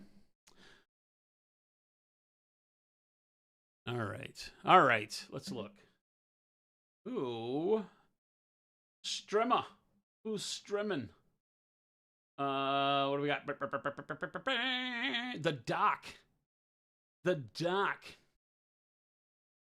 is up. Who is Shorty Paint Studios? Who is Shorty Paint Studios? Do we know Shorty Paint Studios? Let's go raid Shorty Paint Studios. I like that idea. Let's do that. As always, everybody, thank you so much for hanging out with me. I really love that you choose to spend some time watching paint dry with the Monument crew. Chris does as well. So remember, he put up all the links hours ago. Well, not maybe hours. An hour ago. But we only went an hour over. These after-hour extensions have been a lot of fun. Thanks for sticking it out with me. Love having you here. If you haven't already, hit the follow or the subscribe buttons. We stream live to Twitch, YouTube, and Kick daily from 2 p.m. to 4 p.m. Mountain Standard or Monument Standard Time, we call it here from Phoenix, Arizona. We'd love to see you back. We've also got a great community on our Discord. Oh, there it is. Travel Cedric, you're the king. Travel Cedric put the Discord link there in chat for everybody, so click on that. Go sign up on our Discord. We've got, I don't know, nearly 7,000 amazing artists in our Discord. Super active. Great place to find inspiration. People sharing their work, giving out really good tidbits of info, answering questions, and posing new questions all the time. So a great place to learn, even if you're not actively participating. Just going and reading in and following all the chains. They'll get you a bunch of really good information on other products, obviously on Monument products. So we'd love to see you over there. Join up over that, and we'd love to see you back here. Remember, I will not be here tomorrow. I have an offsite meeting all day, so Jen and I will be out, but Chris will be here with Jordan, so Baby Jay will be on stream painting some Star Wars Legion. Then on Wednesday, we've got Dallas Kemp from Atomic Mass Studios. He will be joining us live from his home studio up in Seattle, and we'll be painting some Star Wars Legion as well. I'll be working on my Rebellion army so that I can fight him at Adepticon. Take the fight to whatever. He won't even tell us what he's playing, so I don't know what I'm up against. The Emperor, I don't know. So I'm going to build some Rebels. We'll paint some Wookiees and get going on that, so that'll be a lot of fun on Wednesday. And then Thursday, we'll get going back on this guy, on the Hephaestion, probably. Either that or start working on the Inquisitors. I'm kind of, like I said, I'm very ADD right now, so whatever I work on is just kind of at the spur of the moment at the beginning of stream. But either way, it'll be fun. So I'd love to see you back. Make sure to sign up for all the things. And let's go raid Shorty Paint Studios right now. When we get there, show some love for the streamer in chat, and we'll catch you back here later, gang. Adios.